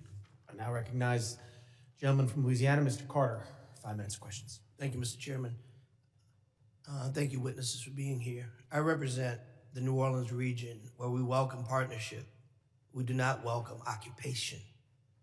What we're seeing unfold in our community is not public safety. It's a political stunt wrapped in badges, armored vehicles, and military uniforms. ICE and Border Patrol agents have descended into our community with no transparency and no meaningful coordination with local officials. The militarized forces who are not trained in our local laws, not trained in community-based de-escalation, and do not know our neighborhoods or our people. This is a recipe for disaster, confusion, and dangerous mistakes. Our communities are not a stage for political theater. If this administration wants to partner, then act like it. Share the plan, respect local law, and work with us, not around us. Unfortunately, Kristi Noem, our secretary, had to leave in the middle of a very important conversation to go and talk about dismantling FEMA, a discussion we'll have at another time that for the life of me, I simply can't understand why we would want to decentralize the Federal Emergency Management Agency, an agency that is needed more now than it was needed when it was first created, as natural disasters continue to happen more often than ever before in places it's never happened before. But nonetheless, if she were here, but she's not, I'll ask her chair. Secretary Noem, I recently stood with local elected leaders from the city of New Orleans and our mayor-elect, Helena Moreno, as they urge DHS agents to commit to transparency, due process protections, identifiable federal agents, safeguards against discriminatory enforcement, and humanitarian protections. I would ask her if she were here, but she isn't. Ma'am, will you commit your department to uphold these values during the current operation in Louisiana? Apparently they aren't doing that, but because I know both of you are capable of answering this question and are in fact civil servants that have demonstrated in your career that you do understand transparency, that you do understand the Constitution. So I'll ask you the question, do you think this request from our mayor-elect in New Orleans is a reasonable one? Is it reasonable to ask that agents commit to transparency, due process protections, identifiable agents, and safeguards against discriminatory enforcements? Yes or no? Do you think that's a reasonable ask? Yes or no? Is that reasonable? Sounds reasonable, yeah. Thank you. Do you think it's reasonable, sir? Sounds reasonable. Thank you. Secretary Noem, the masked officers you sent into the streets of New Orleans are attempting to arrest and abduct and detain anyone that looks like a migrant. I gotta ask the question, what does a migrant look like? Do you know what a migrant looks like, sir? Yes. Can you define what a migrant looks like to you? I cannot. Thank you. Can you tell me what you think a migrant looks like? These are targeted raids. Can you tell me what they look like? Yeah, you have to stop them. You have to check their identification. Okay, but can you tell me if you were describing to me as a new $50,000 bonused ICE agent, what does a migrant look like? You would stop and you would ask them for ID, and you'd be on an intelligence-driven operation, which is what these ICE raids are. They're intelligence. But if you were to say a guy's wearing a red shirt, you would say the guy's wearing a red shirt and a purple baseball hat. You would be able to give that description. But can you give a description of what a migrant looks like? Can you give a description of what a migrant looks like? We need to deploy ICE officers to stop people and ask them, and they go on intelligence. I reclaim my time. You clearly don't want to answer my question, and that's unfortunate because the American people want to know these answers. We want to know. I've got a quick video I want to show before my time runs. Please. Look at this. This is a stunning video from Louisiana. You hear that woman cry out. She's a 23-year-old running down the street away from the masked agents who are chasing her, repeating that she is a U.S.-born citizen, saying... Stop. This is a United States citizen who's running away from ICE agents who, when she gets to her house and her husband comes out, they stop the chase. They clearly weren't chasing her for that. They appear to have been doing something nefarious. You know why we can't tell the difference? Because they wear masks and they don't identify themselves as agents. That's a problem. Gentleman's time's expired. I recognize the gentleman from Tennessee, Mr. Van Epps, for 5 minutes of questions. Thank you, Mr. Chairman. Thank you to the Secretary and gentlemen. Thank you for being here today at this critical hearing. I'm honored to be here at my very first hearing as the newest member of Congress. And I've had the privilege to serve this country for over 20 years in uniform, first as an active duty U.S. Army helicopter pilot with service with the 160th Special Operations Aviation Regiment, and currently serving in the Tennessee Army National Guard. And I'm honored to continue the mission from a new post with this distinguished committee. To our witnesses today, allow me to begin by expressing my appreciation for the work you all do, for the work your teams do, the work that President Trump and this administration does to ensure the safety and security of our great nation. I have just a couple of questions focused on emerging AI-enabled threats. Adversaries are already using AI to identify exploitable vulnerabilities within systems and networks and generate cyber intrusion plans far faster than traditional cyber tools. Mr. Glasheen, sir, foreign cyber actors are increasingly using AI to refine malware, automate phishing, and sift large volumes of stolen data. What additional cooperation or coordination between the FBI, DHS, and companies within the private sector would most improve early detection of AI-enabled intrusions? Or if you would just like to comment on this matter generally. I appreciate that opportunity.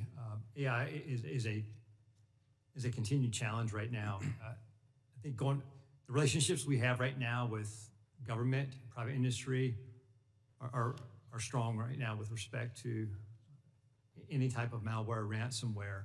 I think the CISA 2015 authorization that gives us the authorities, that's critical for the future success of that. And I think for the ongoing partnerships, I mean, the key piece here is that relationship with private sector, private industry. So we just continue to reinforce that. Thank you, sir. Director Kent, anything further you'd like to add on that from? You know, AI is something we're closely monitoring. I mean, the ability for terrorists to breach language barriers and also to inspire people to conduct attacks and then give them AI-specific instructions, something we're monitoring carefully and very concerned about. Thank you, sir. Thank you both. I know you both spent your entire careers defending this country and greatly appreciate that, your service and sacrifice. Mr. Chairman, I yield back. Will the gentleman yield? Mr. Van Epps, can I have your time? Yes, sir. Mr. Kent, I want to talk to you a little bit about what we just had with Mr. Carter. I want to let you finish the answer about what an immigrant looks like, going back to my question, that there really is a wide variety of illegal immigration that has attacked this country. Just the gentleman yield to the gentleman? Yes, sir. Okay, so this is the correct time that the gentleman had left? Yes. Okay, the gentleman's recognized the remainder of Thank you. Time. If you want to finish your answer, I'd be happy to yield you the time.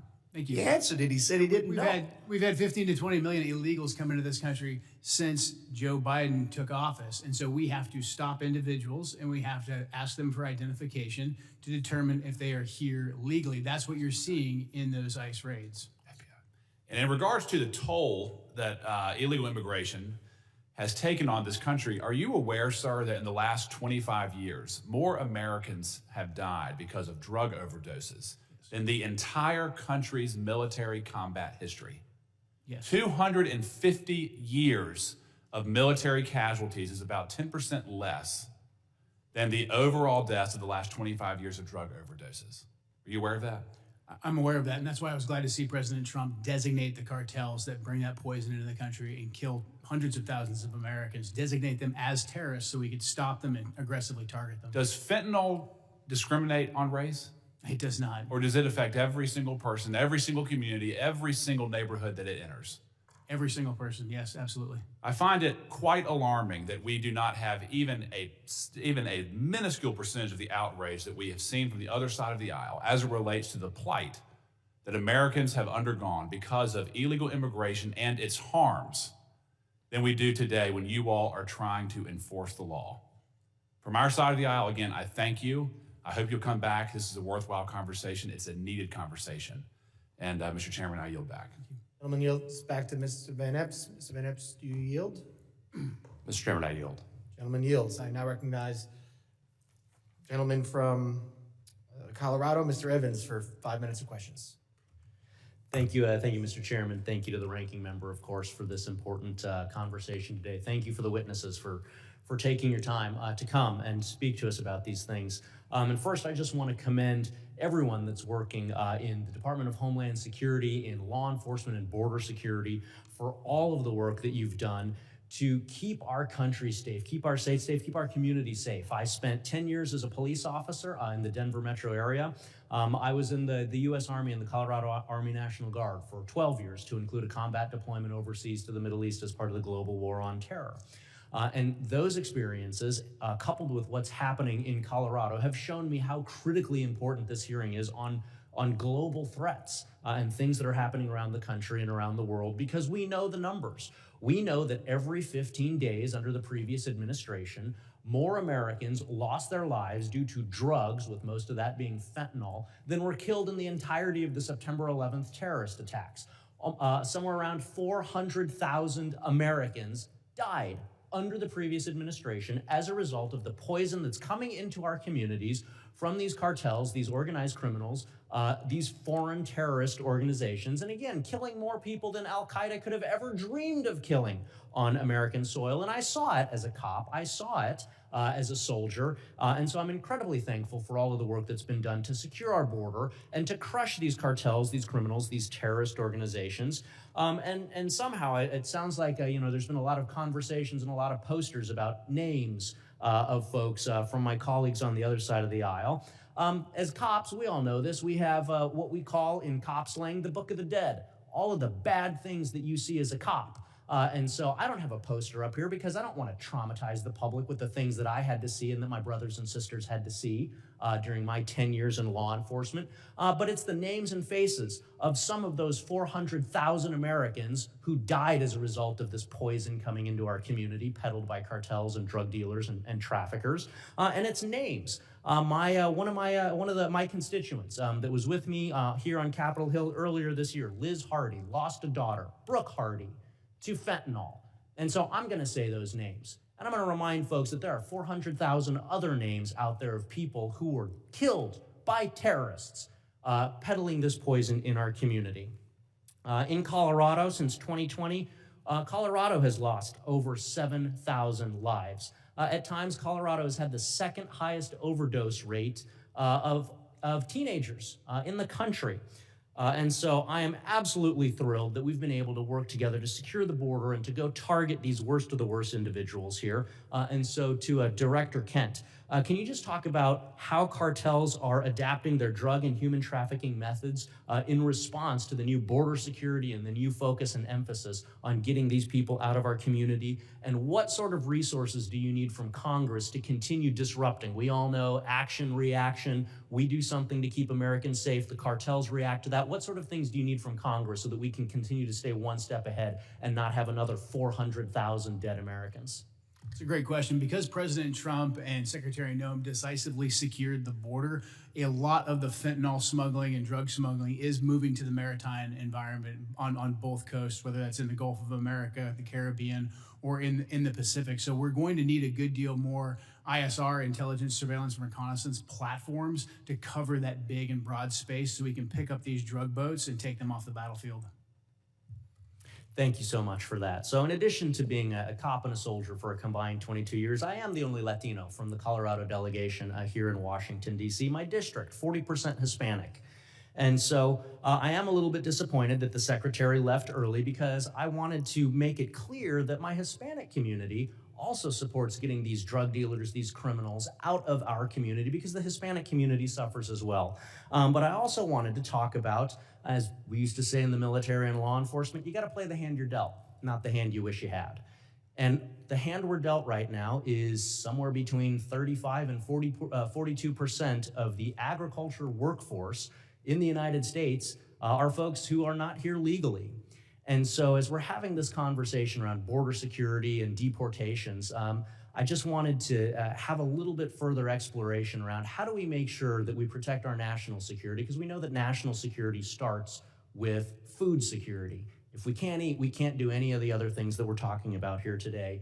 And so continuing that conversation around how we strike that appropriate balance to make sure that we are supporting our farmers and so many other industries with some of those numbers that I've mentioned. So I can see that my time has expired. Yield back to the chairman. Gentleman yields back, and I appreciate the members for being here. I now want to entertain any of those unanimous consents. The gentlelady is recognized. Thank you. I ask unanimous consent to include into the record an article by ProPublica from October 16, 2025, entitled, "We found that more than 170 U.S. citizens have been held by immigration agents. They've been kicked, dragged, and detained for days." I'd also like to add an article by NBC News from December 7, 2025, entitled, "ICE has arrested nearly 75,000 people with no criminal records, data shows," and the letter that I sent on October 3rd requesting a meeting with Secretary Noem. Without objection. Can I do one more? I'd also ask for unanimous consent to enter into the record an article from USA Today, December 2nd, titled, "Trump Pardons Cocaine Kingpin Who Ruled Honduras." Without objection. Thank you. And last one, I'd like unanimous consent to be entered into the record a letter dated today, December 11th, after the conversation with the Secretary with dates of availability in order to be able to meet with Secretary Noem. Without objection. Thank you. Gentleman yields. Any other? Mr. Chairman, I ask unanimous consent to enter. Gentleman's recognized. You know, we've heard over and over again that Border Patrol would only target those people that were, in fact, dangerous criminals. We've seen since the time in New Orleans that less than 1/3 of those have been detained have been criminals. I'd like to submit in the record this article by the AP, which demonstrates the statistics that clearly show that these agents aren't, in fact, going after hardened criminals, but people who look a certain way. Mr. Chairman, I have one other item that I'd like to also show over and over again. DHS will be targeting dangerous criminals. And here's a second article that demonstrates, in fact, that the people that they're picking up, many of which are, in fact, U.S. citizens because they look a certain way. The central theme that I'm offering in these unanimous consent articles is you cannot singularly identify a place or person of origin by the way they look. Our Constitution protects us from that. This is a gross miscarriage of justice. Without objection. Gentleman yields. Closing. Gentleman is recognized. Thank you, Mr. Chairman. Mr. Chairman, this secretary abandoned her duty to testify at this committee hearing, and refusing to answer our question is unprecedented.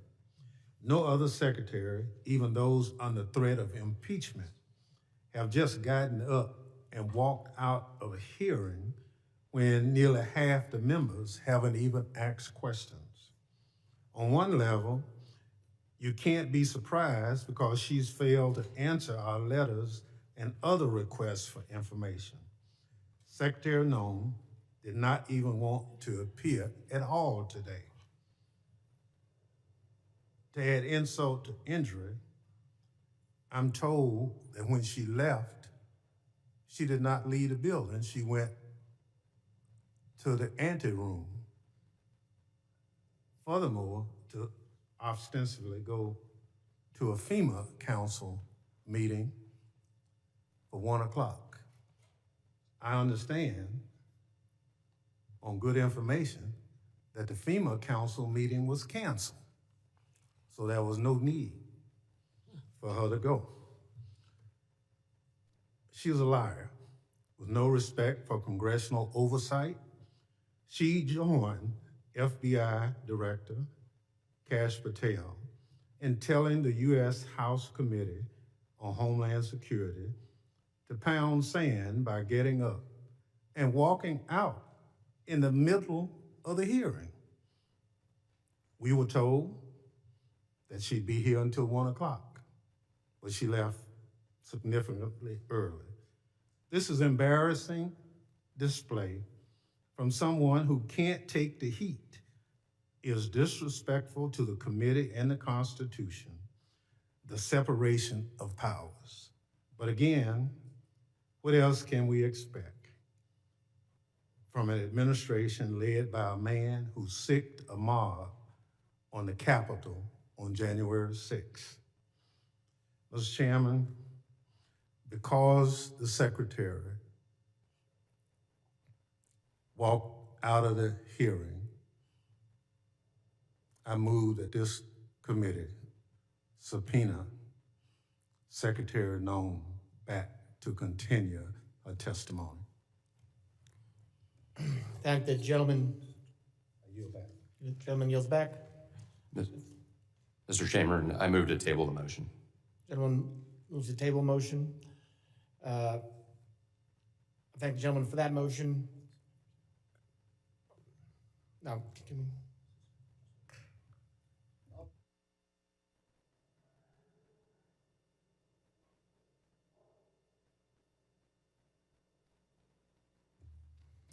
The hearing has ended. We will entertain the motion. I would like to excuse the witnesses and thank them so they don't have to wait around for the vote. First, also thank the Capitol Police for being here today and doing a great job, and thank the witnesses for being here today. The hearing is on worldwide threats. I'm sorry we didn't get to focus a lot on that today. As someone who's from New York, and 25th anniversary 9/11 is coming up, I thank you all for the work you're doing to keep us safe and make sure another 9/11 does not happen. The members of the committee may have some additional, okay, we'll do it at the end, all right. The witnesses are excused.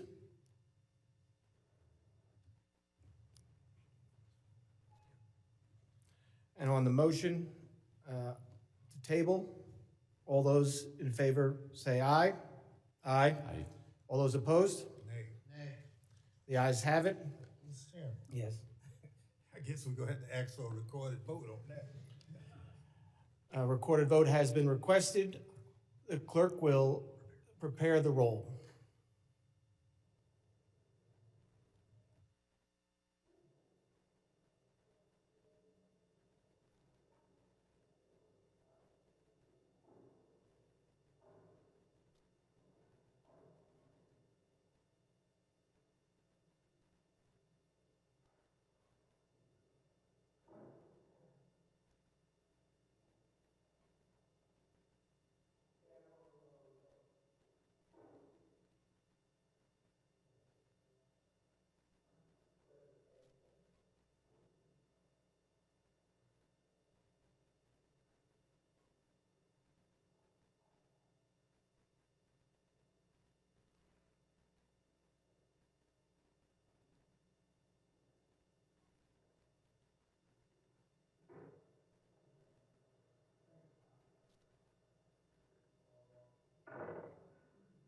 Mr. Chairman, can I just have a point of personal privilege, ask you a question? It's an easy one. It's a statement. It's a point of personal privilege.